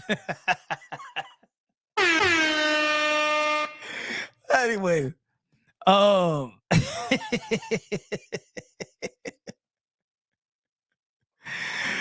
him, Solo. What I was gonna say. So this fight, the momentum, right? We got that Conor Ben, Chris Eubank Jr. Now we got to follow it up, right? Because the clock keeps on going. It keeps on ticking, right? We're going to Times Square Friday. And then the next day, we got Canelo Alvarez versus William Skull. Jaime Munguia. Bocoli. You know what I'm saying? It's going to be a good card. I'm not going to say that Canelo Alvarez versus William Skull is the high. I don't even think that Canelo Alvarez versus William Skull is the fight that I really want to see. But we want to see if Jaime Munguia could get his licks back and get the victory. And then maybe we could be talking about Jaime Munguia versus Caleb Plant, Jaime Munguia versus Jamal Charlo. Jamal Charlo is going to be back, but let's just talk about the May 3rd fight, right, too. Got Bocoli back. Well, Yafa. That's going to be a good fight. You know what I'm saying? No, this is the card here. No, not this card here. Hold on. We're talking about this one. Right? Badou Jack is going to come right back, right? Badou Jack is back. Cruiserweight champion. Probably a future Hall of Famer. A lot of people don't talk about Badou Jack. Badou Jack may be a future Hall of Famer. Right? So we got this fight. We got this event. Got to give a lot of credit to Turkey Al Sheikh. He's keeping the momentum. Keep the momentum. So,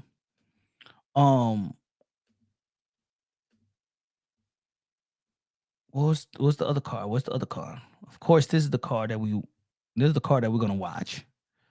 Of course, this is the thing that we're talking about, right? Who will lose out of Ryan, Teo, or Haney? Put it in the chat. Who is going to beat them? Because we all know we want them to win. I want Ryan to win. I want Devin to win. I want Teo to win. Y'all already know that. Because I do want to see Ryan versus Haney in September or in October in the same card. Teofimo Lopez versus Jerome Boost Ennis. If you don't want to see it, you're lying. Bill said he think all three will win. I think all three. I got all three winning, but we're talking about New York City. That's what it is. See, the New York City lights. Let me tell you something about the New York City lights. And people that have been in New York, lived in New York, or New Yorkers. New York, and I knew certain NBA players as well. Let me tell you something about New York City. Is a very distracted. You get very distracted in New York City. There's some people that don't like New York City because that shit is too fast. Because it's too fast, it's too much people. They're just somebody. Maybe in their county, in a little town, they're everything. Everybody knows you. In New York City, nah, you just another mother effer. You just like a drop of sand in the desert. That's how it is in New York City. And especially where they're going to be fighting. DJ MFB in the building. What's good? What's good? DJ Mike from Boston in the building. It's either you get shooken up or you get overly confident and adrenaline or overly confident because of the lights. Because of the lights. Ryan Garcia has had his downfall in New York City when he got put down and many people thought that he quit versus Gervonta Tan Davis. Devin Haney ain't fight the way that he was supposed to fight. The moment got ahead of him. He thought he was Drago. It got ahead of Bill Haney. Bill Haney said that he's going to knock out Ryan Garcia. No, we didn't even reconstruct the contract and stuff like that, man. Let's take the $600K and stuff like that. Let's go on with the fight because it seemed like he's not professional enough and stuff like that. We're going to beat Ryan Garcia. Got ahead of himself. He got beaten up from pillar to post. Teofimo Lopez after Vasily Lomachenko, things opened up after the pandemic. He got his homecoming fight. first bid, everything. He lost a split decision versus George Kambosos. One of the biggest upsets of this generation, young generation, right? That is probably still hunting the brand of Teofimo Lopez because people just can't let it go. This all happened in New York City, folks. New York City is these guys' worst nightmare. Now, Teo, again, for Teo, he became a champion in New York City. But he was a co-main event to Bud Crawford versus the Mean Machine. He beat Josh Taylor back up against the wall. People lost faith. Not your boy, Mr. Moonshine. You already know I rock with Teofimo Lopez 100%. It's my guy. I'm just speaking in general in the boxing for the boxing world, right? When he beat Josh Taylor, he regained everything. But even in the post-fight, he said he retired, which at the moment, it was like a up, and it was like, huh? No. Teo, you capture everybody now. You humble the whole world. I think the announcement publicly, not the way that he was feeling, because I understand why he had to say I understand how he was feeling at the moment, but not everybody in the boxing world understand the backstory of it. Yet, when he humbled the world of boxing, Madison Square Garden in the theater after beating Josh Taylor, I think he did a disservice for the sport of boxing, not to give him his 100% just due, because he announced retirement and then went on ESPN with Max Kellerman and announced retirement, which then everybody was talking about retirement rather than talking about the epic performance he had with Josh Taylor and get that feeling back that when he beat Vasily Lomachenko, then people were just talking about the retirement. Then people were just trying to downplay and say that, oh, he just he don't mean it. He just want attention in the wrong way. That part, I think, hindered or overshadowed the performance and the moment. Because sometimes you gotta leave that moment. You gotta post-fight interview, post-fight press conference, say all the right things, and then you deal what you need to deal with.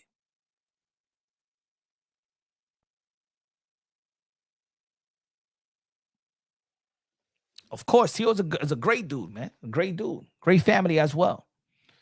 But I think that the announcement did fog up the undivided attention, the undivided attention to his performance versus Josh Taylor.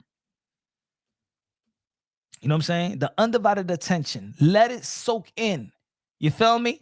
Let the people say all the praises about you, because there was a lot of people that was hating. Let the people praise the performance. Let the people praise you. You know what I'm saying?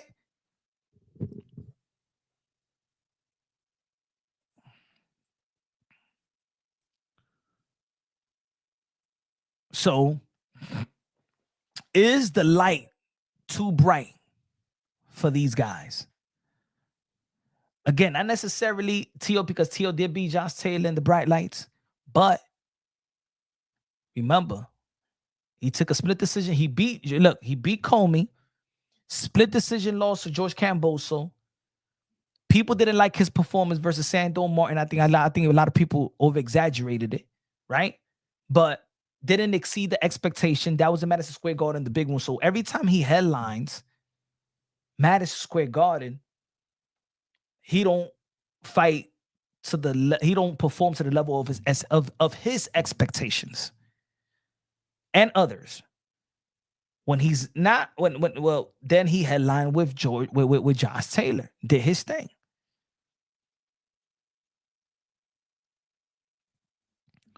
Barbosa already seems humbled after getting slapped. Yeah, man, he ain't saying too much after that. But it's Barbosa, man. I'm gonna say it like this, man. They're gonna be some epic security this week. Hopefully, let's see how this media workout going to turn out. They better have some opposite schedule, like 3 hours apart. Because I'm saying like this, the final press conference, you're going to need some security. There's going to be some security. And let's say a Teofimo Lopez that he doesn't hire security. I think he just should. You know what I'm saying? Not because he can't handle his business or he doesn't have the support, but I'm not liking, to be honest, and this is me as a boxing content creator, and this is me as a friend as well. I'm not liking how people are easily walking up to Teofimo Lopez. Now, it's cool. He's the people's champ. And look, me and Tio, we walk the streets of New York, and he gets 99% of love, right? I never see nobody even talk slick to Teofimo Lopez or nothing like that. But I understand. If you notice, people want their viral moment. There are creators now that want their viral moment because they are a personality as well. And the thing is, this is the issue, and I want everybody to think about this. Because what I'm saying, I seen it. I know it. I seen it. I dealt with it the other day. Not the other day, but that time. There are people that's going to mess up our community because they're looking for a viral moment. And then these promoters are not going to give us media credentials because there's other people that's filing for media credentials that didn't do the work, not genuinely trying to do the work because they want to capture a viral moment for their channel, their account. Right?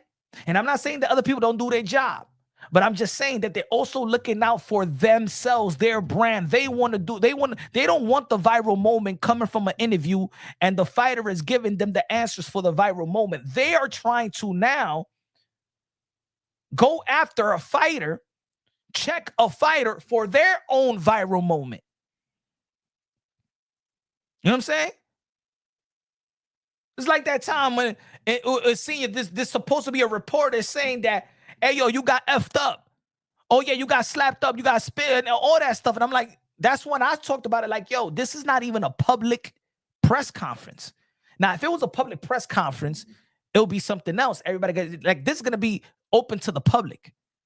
The final press conference and this time is going to be open to the public. So you're going to see a lot of people that are going to be hating, supporting, but that they want to open it up to the public. But the first one in New York City is not open to the public. So you're not supposed to get disrespected. These are still boxing personnels.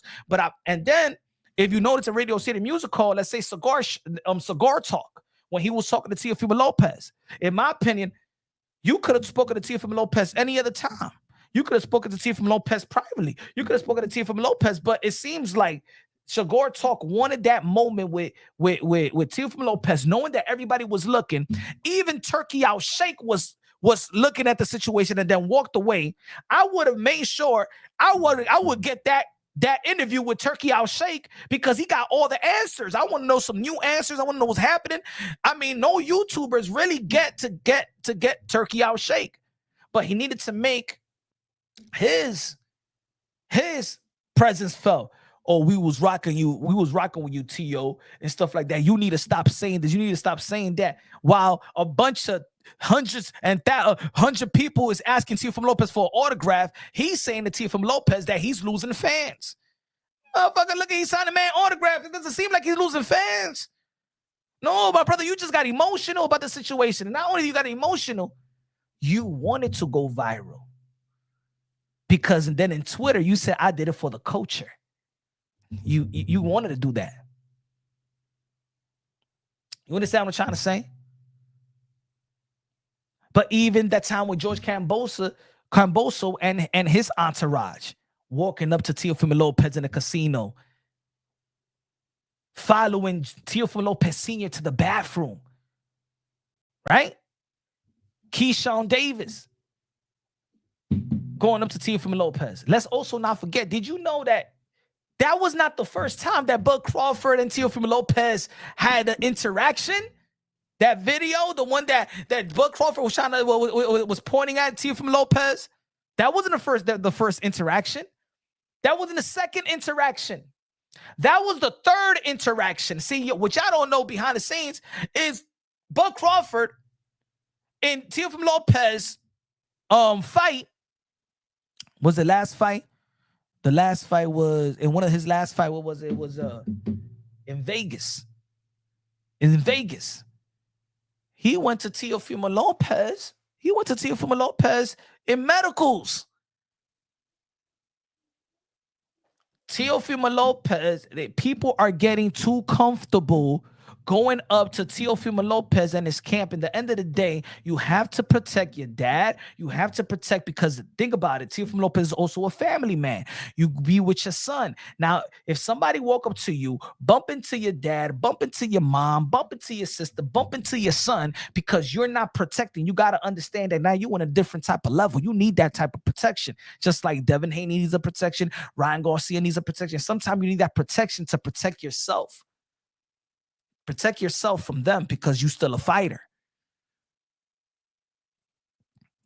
Rap Star Boxing Eyes said that Devin Haney is making a statement. So I hope there's going to be people that wants to make a statement, wants to have a viral moment.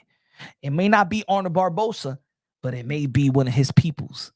It may not be Teofimo Lopez, but it may be one of his peoples.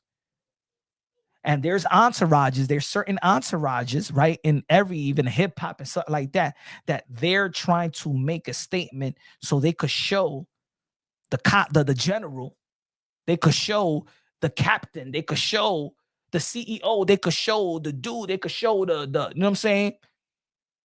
The dude with the muscle. I got your back, right?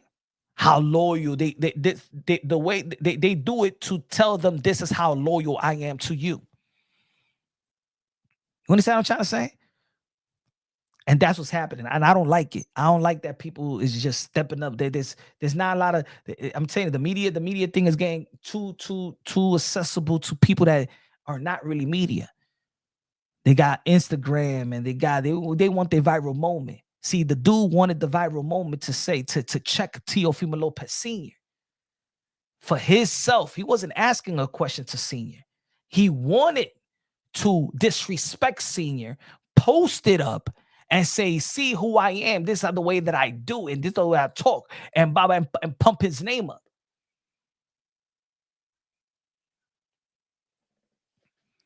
But in the end of the day, that's what I'm saying about that. But is New York too bright for certain dudes? Gervonta Tank Davis, in my opinion, did Gervonta Tank Davis lose to Lamar Roach? Did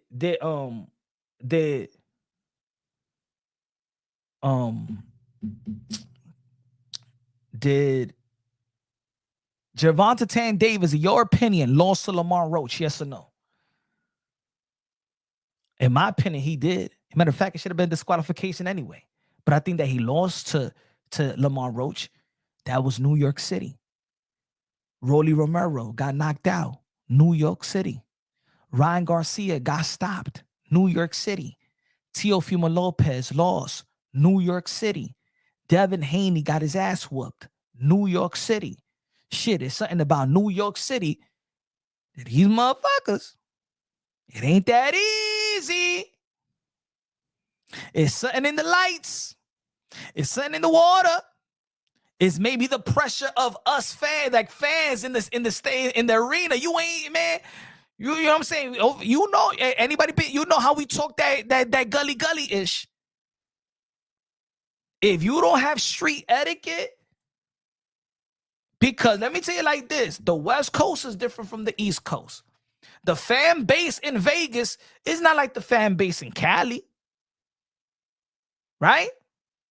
And shout out to my Vegas people. But Vegas is not rah-rah. I've been to a bunch of Vegas fight, and it's not rah-rah like that. Nah, it ain't rah-rah. The concrete jungle, smoking weed, playing dices in the bathroom. Hey, yo, let me say it like this. The Barclays Center is like my old high school, bro. The Barclays Center is like my old high school, you know, watching a fight. Go to the bathroom, people smoking, drinking, playing dice games and stuff like that. That's like going to the bathroom in your lunch period when you was in high school and stuff like that. That's the Barclays Center. That's not Vegas. The way that people, and again, it's just we all American, but it's a different type of culture. You know what I'm saying? Like the Latinos in the West Coast. Oh, I seen fights. There's some fights out there in the West Coast in Cali and shit like that. Arizona, Cali, there's some fights in those venues, right? Se entienden ellos, right? The Mexicans. But in this side of the fence, the Latino, the Latinos is Puerto Rican, Dominicans, and stuff like that. Y somos mezclados. And we have a different terminology. We have a different type of lingo. You know what I'm saying? The way that other people disrespect each other is from a different type of lingo. And let me tell you like this. Again, New York City is a big city. I know, outside of Teofimo Lopez, I know that there's certain fighters that's uncomfortable fighting in New York City. Let me tell you like this. Tienen miedo of the city. As a matter of fact, I'm going to tell you the peoples in the membership, in the members post. Tienen miedo aquí. They're out of their element. No. I'm not gonna say scare like they scare the bitches. They're out of their element. They're not as comfortable here in New York. Go look at all the press conferences. Look at the Ryan Garcia press conference with Gervonta Tank Davis. Look at the Ryan Garcia press conference this time around. Now look at the press conference with Ryan Garcia in LA. Look at the press conference with Ryan Garcia. Look at the press conference. How about Rolly Romero? ¿Cómo estaba Rolly Romero aquí? Now go to the West Coast where they're comfortable at. Who was the only comfortable dude in the New York City press conference? Who was the only guy that was promoting? Y'all say it for yourself so y'all can understand what I'm talking about. I'm not even going to give you the answer, but when I'm saying this and I'm asking y'all going to be like, it's true. Who was the only one that was rah-rah in New York City?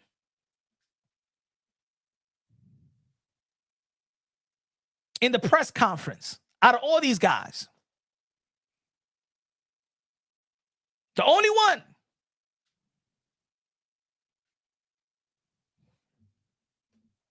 Tio. Pero cuando estaban en LA, comenzaron a hablar. Porque you know why?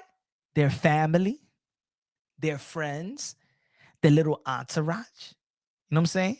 That will boast up as well. But they're uncomfortable in New York.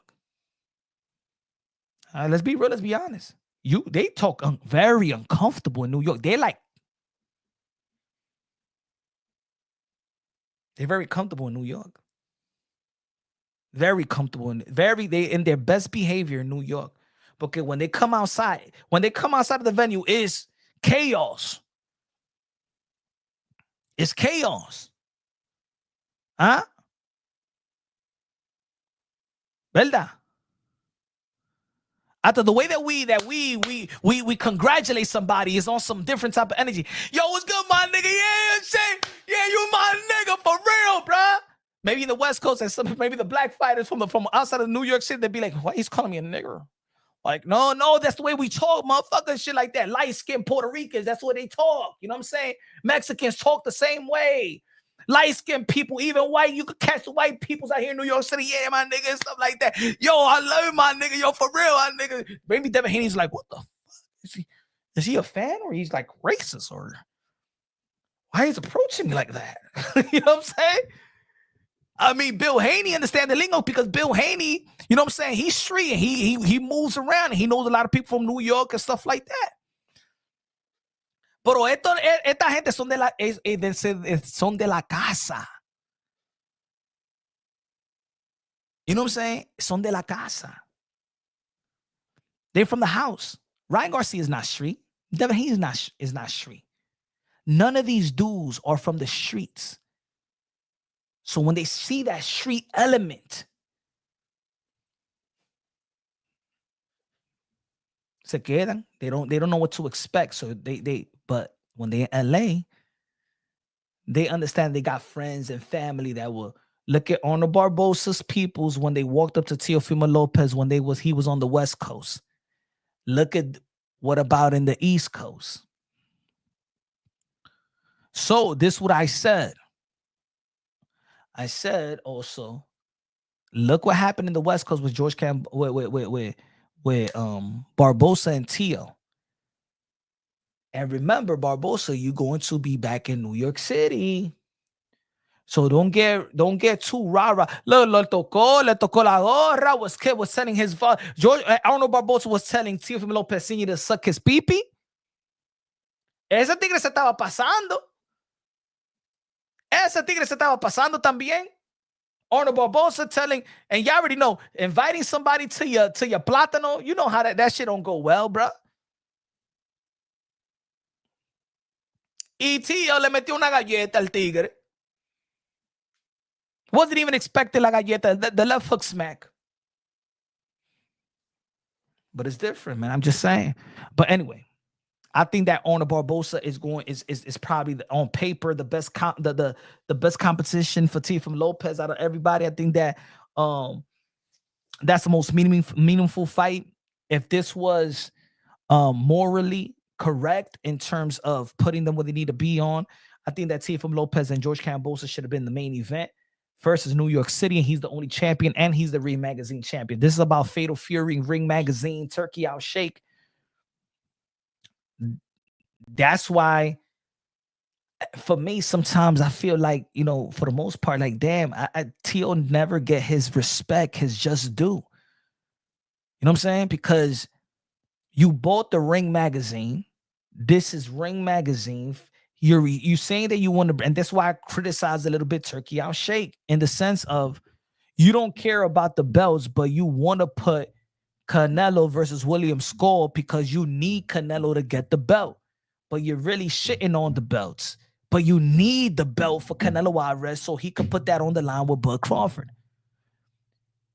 Your Ring Magazine is supposed to be the best lineal. You got Teofimo Lopez in his city, not as the main event. So it tells the people, it tells the world in different ways that it's not about being the best. It's not. Ryan Garcia is the one. Ryan Garcia and Arnold Barbosa is the only people in the card that never was a champion. Even Rolly was a champion. Jose Ramirez was a respectable champion. Devin Haney was a champion. The only champion in the card is actually Teo, and Teo got to play third fiddle to both Ryan and Devin. But if Turkey was respecting his title, he would have put Teo anyway. Look at this card right here. I think, look at this card. What about this card? Let me take this thing out of the way. What about this card? Edgar Berlanga. Shout out to Edgar Berlanga. He's not a champion, but he's going to main event. Shiraz ain't from around here. This is going to be in New York City as well. Shakur Stevens is the most accomplished fighter. Shakur Stevenson is the most accomplished fighter in this card. But they saying that Shakur Stevenson is going to be coming out first, but when it comes to the fight night, he's not going to be. And maybe it's due to his, I'm not going to say lack of performance when it comes to Turkey Out Shape, because he did knock out the electrician on his watch. Alberto Puello and Subriel Matias, in my opinion, is going to steal the show. And if I was the manager of Alberto Puello and Subriel Matias, if I was the manager of Subriel Matias and Alberto Puello, the first thing I'll tell them, mira, ahora tú tienes que hablar. I want to hear that machismo. I want to hear some disrespect. No me vengan con este dico mío. Don't come with this little humble talk. All right? I want to see some promotion now. I want to see el tigueraje del dominicano. I want to see el tigueraje. We need that. Because, ladies and gentlemen, like I said, for the past few days, Alberto Puello, con Subriel Matías, el dominicano y el puertorriqueño, Dominican and Puerto Rican, that in this side of the pond will be the beginning of a major rivalry in the sport of boxing, but it has to happen, of course, in New York City. And Alberto Puello tiene que abrir la boca. He needs to open his fucking mouth, and Subriel Matias needs to open their fucking mouth and promote this. Because I'm gonna tell you like this. I'm gonna tell you like this, yo. And I'm not saying this because I'm Dominican or nothing like that. Because I'm actually more hard on my Dominicans fighters than anything else. Pause. I hold my Dominican fighters to the fire because there's one thing I notice is that, yes, Dominican fighters fight good and I support them in the ring, but I do not like how they promote. They're too fucking humble, and we're not like that. We're humble in the sense of we care for one another and stuff like that, but when it comes to talking, el tigueraje, la cultura, people know in our culture, we loud, bruh.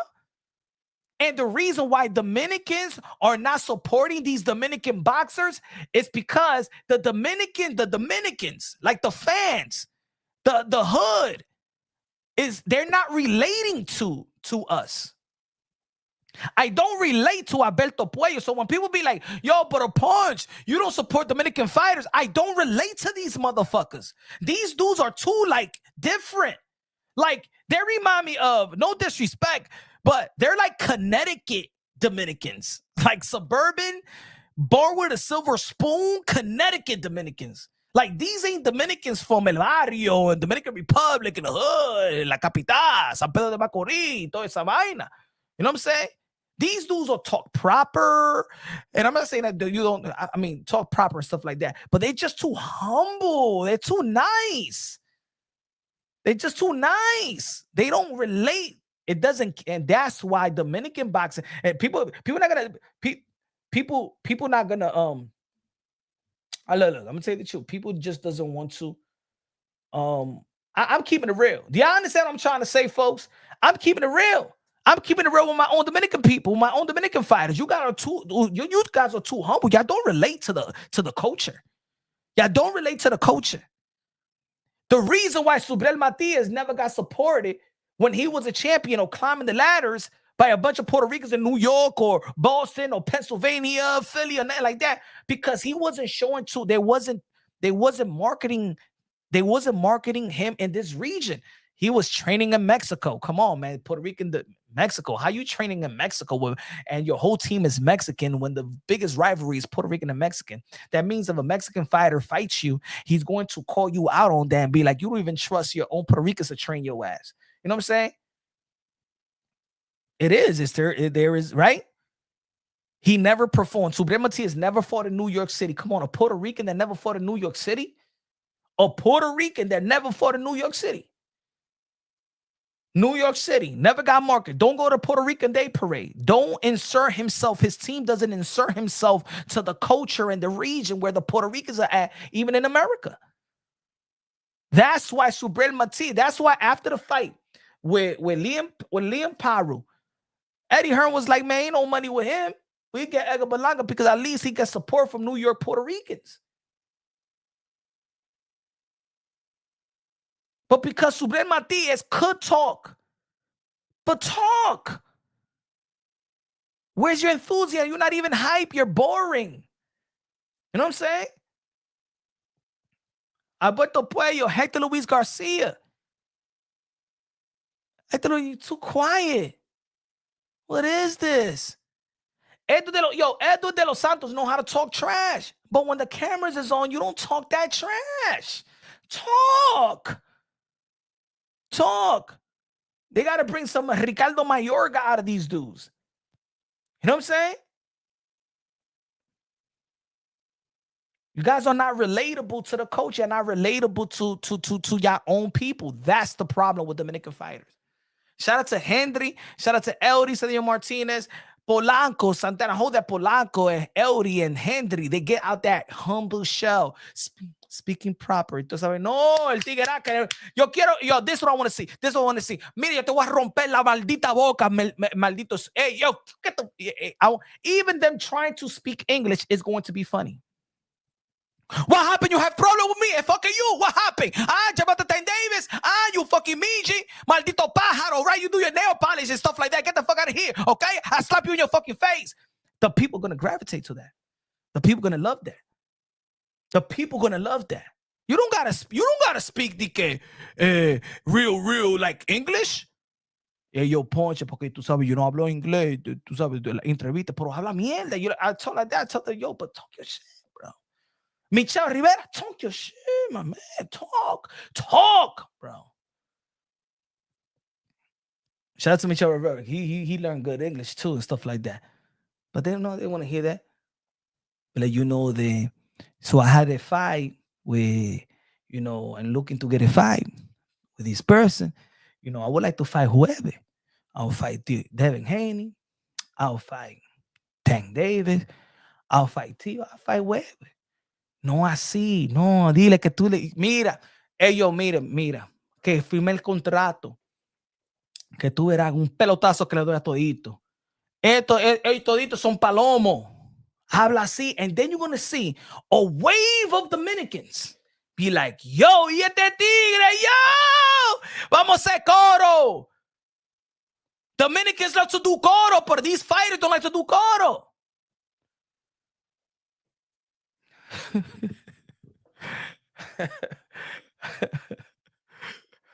Ese con mi hermano es brother Joel, ¿verdad? Hey, brother, pero peínate bien como un dominicano. Mira ahí eso. ¿Qué tú crees? ¿Que tú vas a ser un presidente? Dice así. No, mira. Yo, vamos, te voy a dar un shape, vamos. ¿Qué es eso? Dice, you politician, ranjillo, politician. You gonna run for office, man, or you gonna be a boxing content creator? Shout out to my brother. You understand what I'm trying to say, man? I joke on everybody, man. You understand what I'm trying to say, BK, right? Tiene el pelito así mimito. Brother, recuérdate eso. You don't know that we the best, the Dominicans have the best ball, y tú estás con ese dique peinado así mimito. ¿Tú crees que tú eres George Bush Jr.?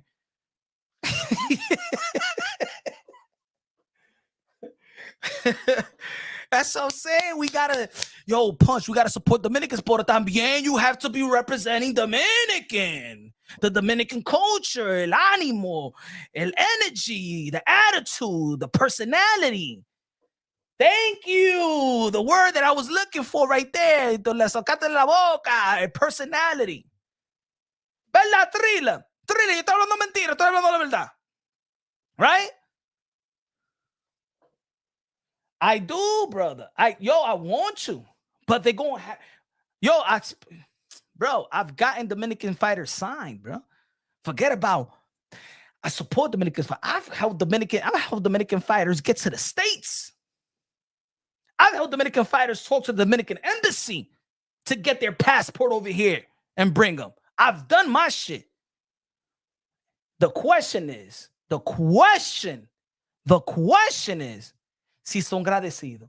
The question is, are they grateful lo que yo ha hecho? That's the question. That's the question. Are they grateful what I've done?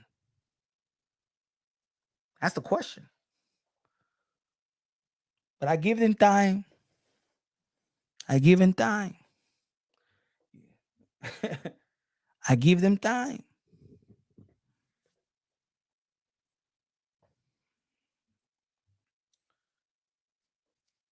Nah, I'm telling you, bro. The day you have, I'm gonna tell you like this. Dominicans love Tito Trinidad because Dominicans and Puerto Ricans are first cousins. We share community. Dominicans go to PR. Dominicans, labor workers, go to PR to do labor work in Puerto Rico. We help build Puerto Rico just like the Haitians help build Dominicans, right? In the last, 10 years in terms of labor work and shit like that, right? We come here and be the labor works here. But the Puerto Rican and Dominican se entiende más than any other mixture, right? You know what I'm saying? Like Dominicans, Dominicans, Puerto Ricans, and Cubans se entiende más, right? We almost have the same cuisine, the same ingredients to our food. Rice, beans, chuleta, you know what I'm saying? Red, black, we have the same, we're the same, we're like first cousins. You know what I'm saying?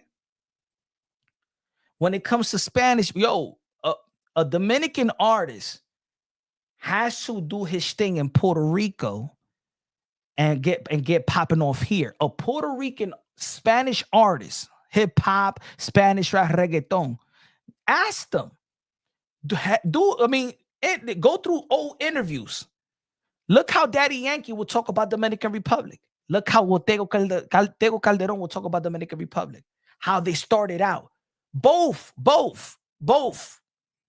When they start getting out and performing outside of the barrio, they go to Puerto Rico. Puerto Rico go to the Dominican Republic. And then they blossom in New York. And then from New York, it goes all over the world. For Tego Calderon, it's Puerto Rico, Dominican Republic, New York, bomb all over the world. Don Omar the same way. Daddy Yankee the same way. You know what I'm saying? Y así mimito, the same thing is gonna make sense in for the fighters. That's why none of them has gotten popping off, because they don't.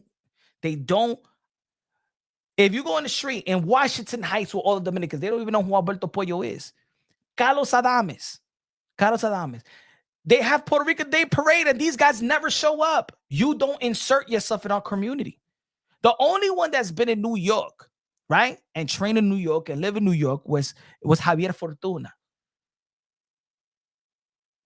But I think that when he quit in one of those fights when he wanted to be pulled out of a stretcher, we were like, oh my God.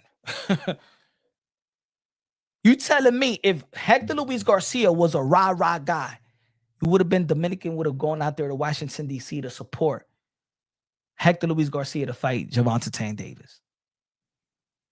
Pero no habla.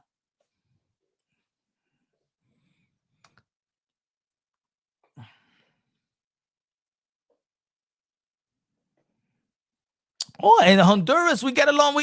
All of us, we get along too. Honduras and New York, all the Latinos, you truly get along.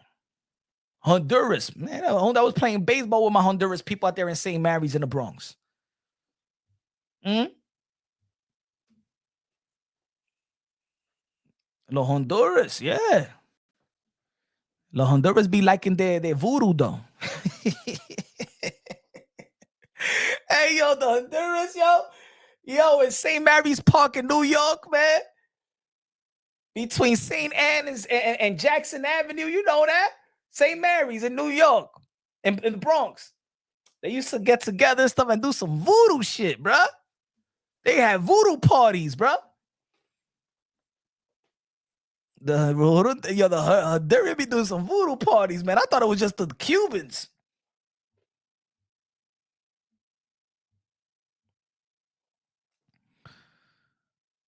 And just like Honduras, come in all colors.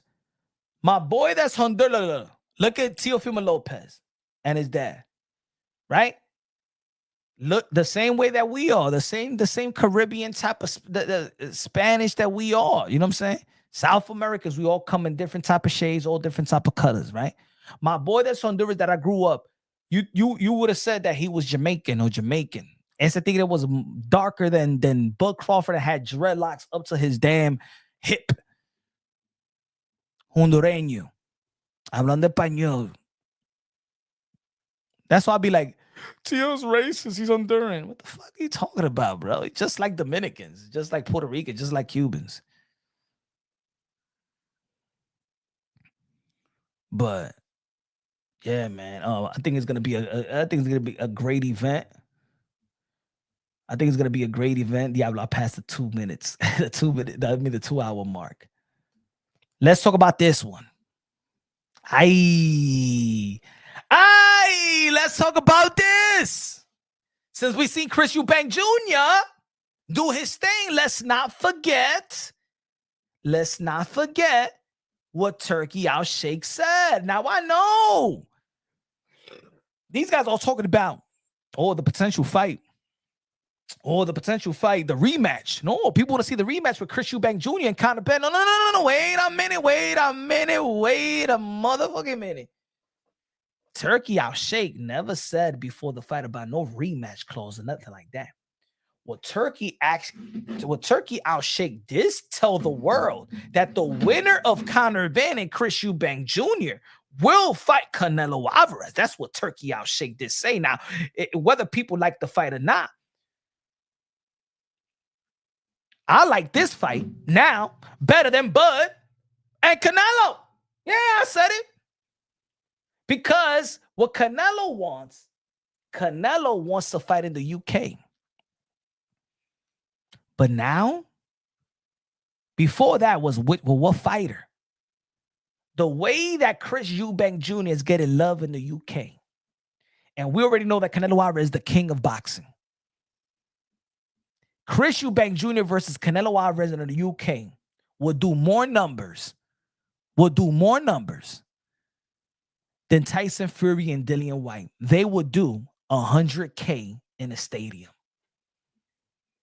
Right now, where Chris Eubank Jr., his star power and what he's done, 65,000 in a stadium, Canelo versus Chris Eubank Jr.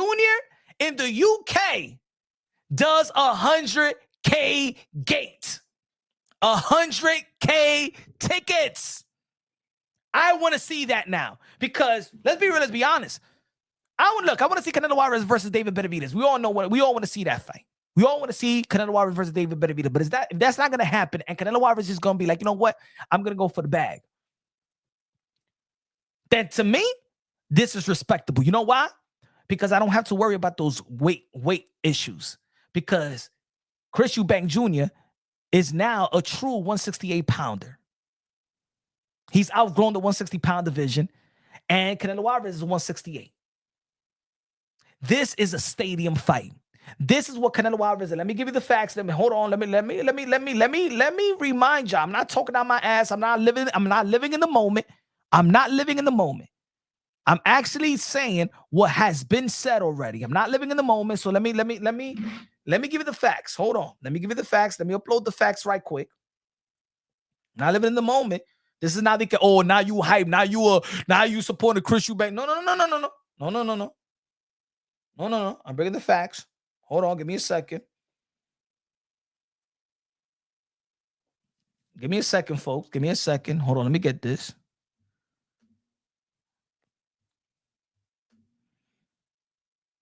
Hold on. Let me upload the receipts.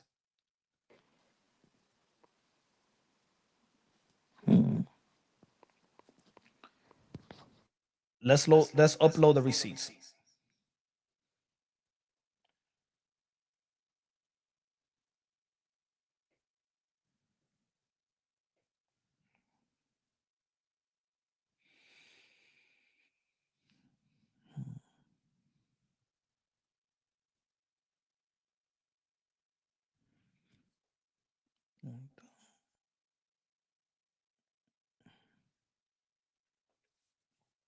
Hold on, I gotta erase. Hold on, I gotta erase something. Hold on. Boom. Give me 1 second. Where we at? Boom. Give me a second. Oh, I gotta put this one. Boom. Let me see if this. All right. This is Canelo Alvarez. Canelo Alvarez has expressed desire to fight in the United Kingdom. He has repeatedly stated that it would be a dream come true to fight in the UK, and has even been in discussion about potential matchups, including one at Wembley Stadium. He sees it as a unique opportunity to connect with a passionate boxing fan base and experience the excitement of fighting in a different culture. As we all know, one of the best cultures outside of the Mexican culture, because I think that UK and Mexicans got the best loyal fan base. in boxing. The most loyal, lucrative, loyal fan base in the sport of boxing is the UK fans and the Mexican fans. See, this is what Canelo Alvarez wants, right? Always been wanting for a while, right? He fought a UK fighter, but in Mexico, but I'm gonna tell you like this: the Chris Eubank Jr. now. Remember, people was laughing at the potential that Canelo Alvarez is gonna be facing Chris Eubank. People was laughing; they ain't laughing now. Let's not forget what Turkey Al-Sheikh said. Turkey Al-Sheikh, Chris Eubank Jr. versus Conor Benn, winner to fight Canelo Alvarez, says Turkey Al-Sheikh.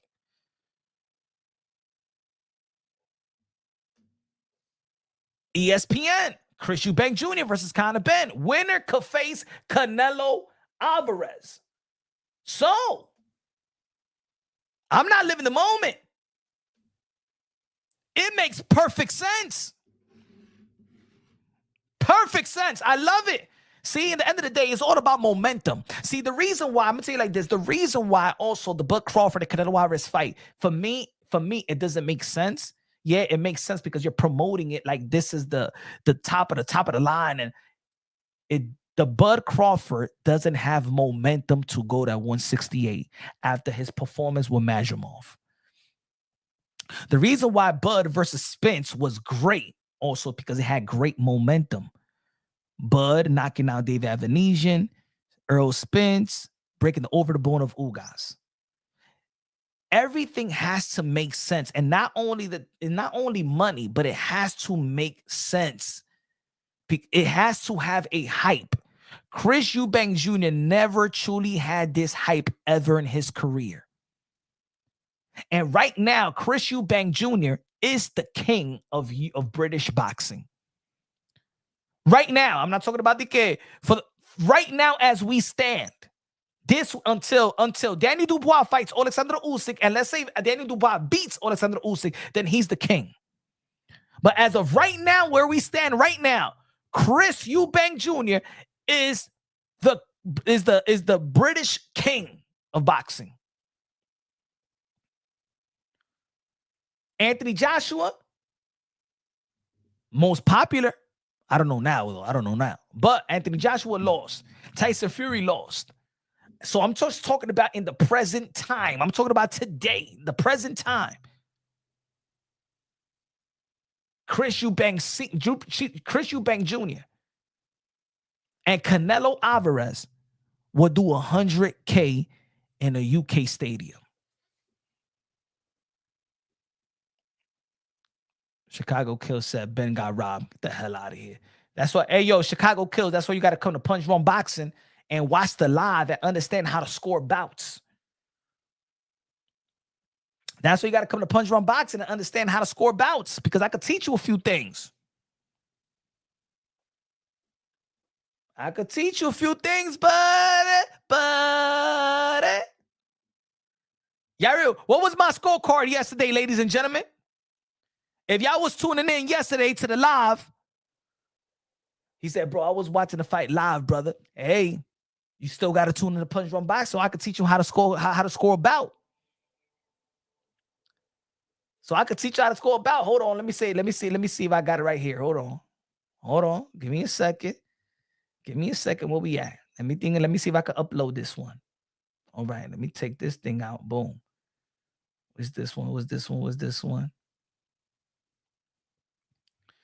Let me see if I can upload this one. Hold on. Let me see if I got you right here. Hold on. Let me see desktop. There you go. Let me see. All right, too long. Let me see if I could take this thing out. Hold on.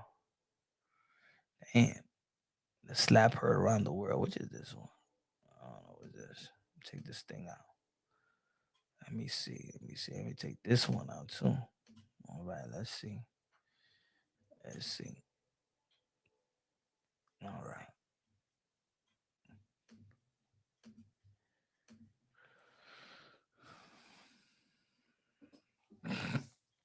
Let me upload it. This was my scorecard live yesterday. This is me live. This is before the announcer announced the results, the unanimous decision. Check this out. Listen up and look at this is the live. I know how to score my rounds, bro. I know boxing. I know boxing. I know boxing. I know I'm the master at this. I'm the master of scoring bouts. 116, 112, baby. 116, 116, 112. Hold on, let me show my face. Diablo, espera.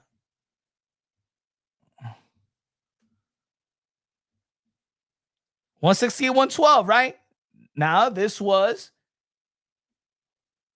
the unanimous decision, brother. That was a unanimous decision. Every judge scored it 116, 112. I'm just saying, baby. Your boy, Mr. Moonshine, know how to score bouts. All the judge, 116, 112. What was my scorecard? Hold on. What was my scorecard, buddy? I know how to score my rounds, bro. I know boxing. I know boxing. I know boxing. I know I'm the master at this. I'm the master of scoring bouts. 116, 112, baby. 116, 112.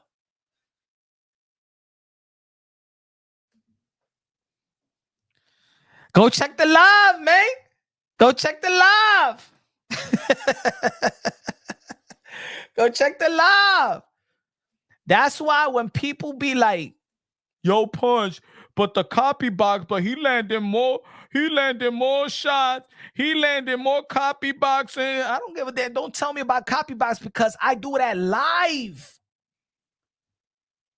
I score it live. I go punch for punch, blow for blow, pause. I count it live. Right? Wrong. Wrong. Mira esa gente. Wrong telling. Hey, yo, I'm going to tell you like this. I might not have the best views. I might not have all the views. I might not have the traffic in this community and stuff like that. I might not get all the support like other channels. But let me tell you like this. When it comes to live commentary, now this is where I pop my collar. I don't give a damn. Like if there is what I hold, like you could make a better thumbnail than me. You could make a better video than me. You could break down a couple of fights maybe better than me. But when it comes to live commentary scoring bouts, I'm going to pop my uncle and I'm the king in this community. I'm not going to wait for somebody to be like, hey, yo, boy, you the best in this shit. Or no. No. If it's any time I pull that cocky, that you know what I'm saying, out my pocket, I'm sorry, man. I got pop my collar in that one. When it comes to live commentary scoring bouts, ain't nobody better than me. Nah. A matter of fact, earlier today, I was looking at the fight again and I was trying to match what I was saying and then the fight and stuff like that in the round so I could do a video, but then I don't want to be flagged.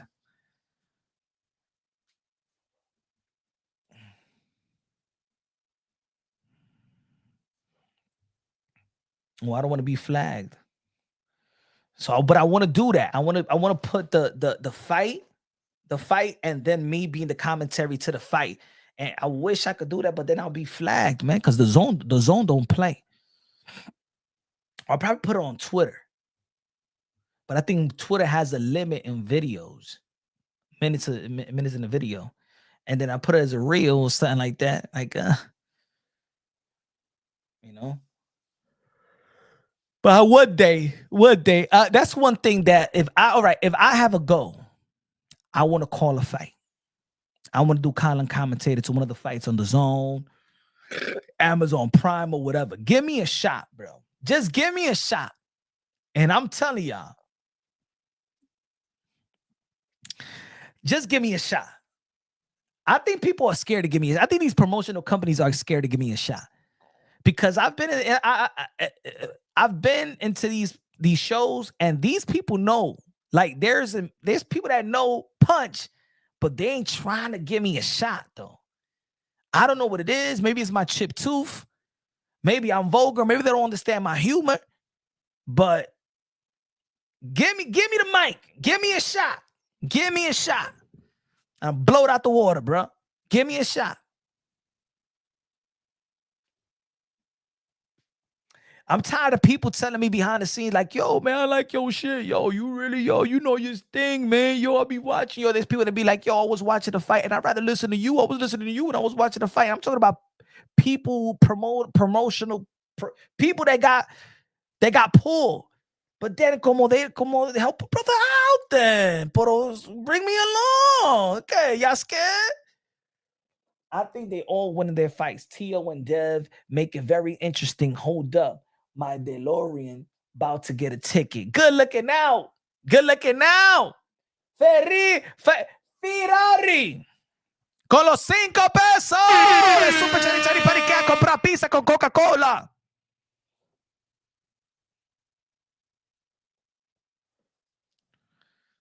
Pizza con Coca-Cola. Good looking out, man. Appreciate you, man. Don't get a ticket. Don't get a ticket. Don't get a ticket. But yo, tomorrow, the AI judge had it 117, 111. She ain't better than that's what I'm talking about. Steady gains ain't better than me, man. I scored it right on the tee, 116, 112, and I gave the fourth round a swing round, and I gave it a Eubank. If I would have gave it to Conor Ben, 115, 113, I ain't see Conor Ben winning the fight. I ain't see a draw. I did not see a draw. I actually see it's man, Conor Ben dig deep, bro, in that 11th and 12th round, man. It was just special to see, man. I was so proud of the way I was so proud of both of them fought. But the way that Eubank, bro, man, it was I saw, right before I went live, I saw the fight again. That's my third time. And guess what I'm gonna do? Guess what I'm gonna do? After the live, you know what I'm gonna do? I'm gonna eat and I'm gonna do film study. I'm gonna watch the fight again. Yo, I love that fight, man. I love that fight. When it comes to that fight, look, you know how many times I watched that fight? Thurman Pacquiao. Amanda Serrano, Katie Taylor. That shit gives me goosebumps, bro. That Amanda Serrano, Katie Taylor fight, man. If you guys wasn't there, man. Do you know what 73,000 people first booing Katie Taylor? Because God bless these fighters, man, because it's one thing to perform that adrenaline, right? The adrenaline of 65,000, but Amanda Serrano, Katie Taylor, 73,000. And I was looking around and I'm like, yo, that's incredible. And how they need to zone in is incredible in itself, bro. It's incredible in itself. Just think about it. Let's just think about yesterday. 65,000 people in attendance to see you do your job. Just think about it. 65,000 people are watching you do your job. Just think about you in your job. Right now, Willie G, solo builds, life and logic. Just think about it. Whatever your job, whatever y'all do, right? Domingo, everybody in the chat. 65,000 people just looking at you do your job. Hey, yo, man, if 2 people looking at me just doing a job and stuff like that, yo, my man, what you looking at, man? I don't even like people looking at me, looking at me eating. When you win, 65,000 people yelling your name. When you lose, 65,000 people looking at you like a loser. Even though that fight, nobody lost. Like, no stock dropped. Everybody won. The fans, everybody won. But I'm just saying, in a bad loss. Manny Pacquiao getting knocked out by Marquez. Losing to all those people. Losing to all those people at home. And then as a man, that's why Yo, I say like this, man. Shout out to all the fighters, the modern day warriors, modern day gladiators, the one that put their life on the line for pure entertainment. I'm gonna tell you like this. This is a humble talk for now. You don't gotta like you don't gotta like all these fighters. They might not be your favorite. I said this the other day, and I've been saying this for a while. I never expect fighters to be normal. I don't expect it to be normal. First, they get hit in the head for a living. Most of these high level elite fighters been fighting since they was kids, getting punched in the head as kids, minor concussions. A lot of these guys got 100 amateur bouts. They've been fighting for free. That's why with these fighters is fighting for their money, and all these boxing fans be like, you don't deserve that. Yo, a Gervonta Tan Davis fought almost 250 amateur bouts for free. What you mean that he doesn't deserve that? Teofimo Lopez is always fighting for his money. 100 plus amateur bouts. Ryan Garcia, 200 amateur bouts.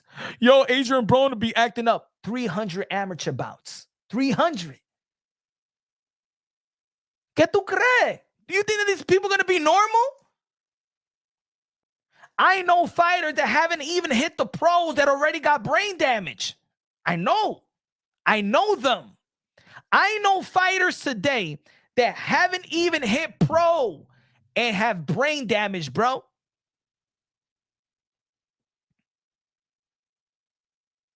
I know fighters that just have 3-4 pro debuts but fought enough in the amateurs. They already got brain damage, bro. They can't even spar so much to save themselves.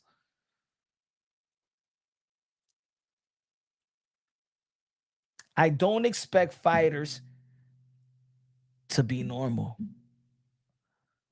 What about when they're losing in front of the whole world? Oh, yo, this guy doesn't know how to take a loss. Well, maybe he never lost in the pros. That's one. And he's just not losing. He's losing a fight. Not only in front of the audience or the people watching, they losing a fight while their woman is looking at them. Their kids. Just think about what a fighter is, right? A fighter in your community, you're the champ. You're the man. You're the guy that has the most testosterone. I'm just talking about, you know what I'm saying? The bravado. You're the superhero of your community. That's the way that we used to look at fighters. Yo, champ, even the Golden Glove winners in New York, the Golden Glove in your own neighborhood, in the community. Yo, champ. Yo, champ, no te metas con ese tigre. Ese tigre te rompe la boca. Yo, don't mess with that dude. That dude will punch the fuck at you. He a boxer. He a fighter. Yo, leave him alone, bro. Don't get him mad. Right? Your kids look at you like you Superman. Now you get beaten up. Think about how Deontay Wilder's kids looked at him. And then he lose to Tyson Fury the way that he lose to Tyson Fury. And then people be like, yo, you going crazy. Look. Man, they got to mind F themselves. You don't think that these fighters mind F themselves to get in the ring? Because when you're training a 10 to 8 week camp, by the time it's fight week and by the time is that day that you about to step inside the ring, you have it in your mind that you could beat anybody in the world and you unbeatable. Ain't nobody going to beat you. You play this in your head 1,000 times. You did the preparation. You beat people in sparring. You got an all game plan. You psyched yourself out. You're ready to go. And then come fight night and you lose. And you're like, what happened? Didn't you see Conor Benn's face? What happened? I thought I won.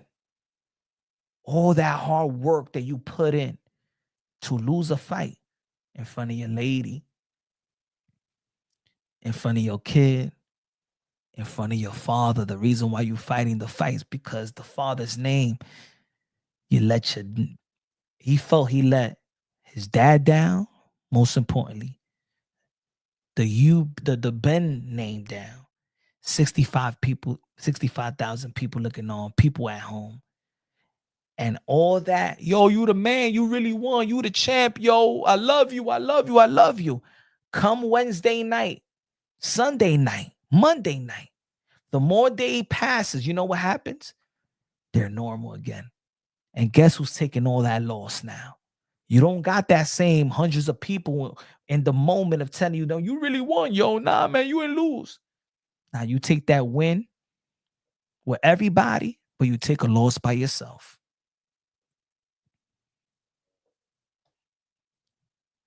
Do I agree when certain fighters say some slick shit or something? You got to give these fighters time too.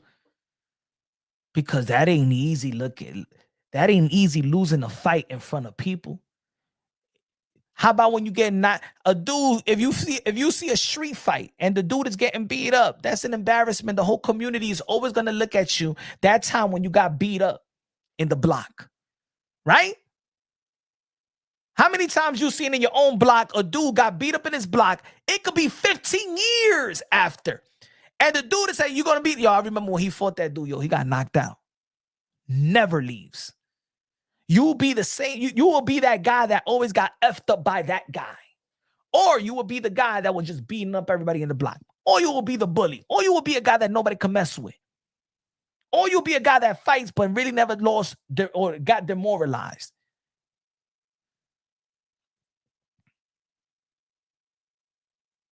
Think about the psyche. Think about it. Son humans también. Don't forget about these fighters are humans, ladies and gentlemen. Don't forget about that. We have all the heart in the world saying what we need to say about these fighters and these airwaves and the chat and the panels and videos and stuff like that. Pero tú me dices a mí, go fight and make a living out there fighting me. I only fight if you disrespect my kids, disrespect my family members, disrespect the lady, disrespect you, whatever. You know what I'm saying? Disrespect somebody important that you got to just, you know what I'm saying? You got to show up. But just to fight, mate. I mean, the thing is, the older you get, the consequences. It's not about the fight. The fight is easy. It's the consequences of fight, whether you win or whether you lose. Whether you win or whether you lose. Diablo, tú le das uno, bang, your hand breaks. Ya no puede trabajar porque you had a little street fight because this guy got in front of you with the car. Or a dude step on your sneakers. A dude said, what you looking at? And instead of saying, well, what you, okay, instead of like, no, my brother, no problem, brother, no problem. But I want to. Tú le das uno, boom. He gets paralyzed. He dies. If you were somebody, if you got any property, he'll sue you. So when I'm going to say it like this, when people don't want to fight, mira, yo te voy a decir ahora mismo, ese tigre, yo no quiero pelear con ese tigre, yo lo voy a ver. Pero yo no, de verdad, yo no quiero pelear con eso porque where we both going to end up? Yo, what happened? Oh, you can't pick your kids from school. You can't pick say there's an emergency. ¿Qué pasó? ¿Dónde tú estás? Oh, locked up in the prison. Porque, ¿pa qué? No, mi hermano, no. Nah. It has to be a good reason.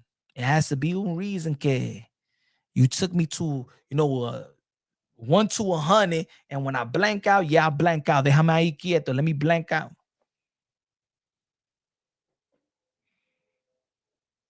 Por eso de pelear en la calle también no is not to fight in the street is not at a certain age, and you got responsibility, you got kids, and you got this, you got work, you got.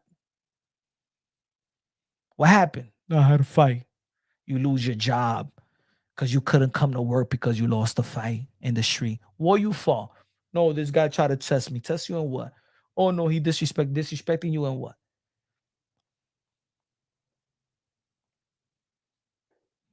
But anyway, ladies and gentlemen, you already know tomorrow is the grand arrival.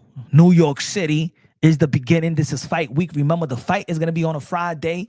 Canelo Álvarez is going to be on a Saturday. So there's going to be a lot of work, a lot of content for boxing content creators and stuff like that. We want to see the energy of these fighters. Camp finish. These guys are geared to win. All these fighters are geared to win. All these guys are credible fighters. And may the best man win. I got Teofimo Lopez beating Honor Barbosa. I got Devin Haney beating Jose Ramirez. And I got Ryan Garcia beating Rolly Romero. Now, of course, we're going to be talking about the buildup, the possibilities. I think that Rolly Romero and Ryan Garcia is going to be fighting for the interim WBA world title or the regular title. We got to hold the WBA accountable because they said that they were not going to have no more regular titles. But it is what it is. Money, sanctioning fees. Ya tú sabes. But tomorrow we're going live, 7 p.m. Eastern time, New York City. You already know this is Punch Drunk Boxing. If you haven't subscribed to the channel, subscribe to the channel. Shout out to the people that donated to the channel, donated to the Cash App. Smash that like button. If you haven't subscribed to the channel, subscribe to the channel. Shout out to all the fighters, especially yesterday and this upcoming weekend. Now you know we're gonna be performing on Sunday as well.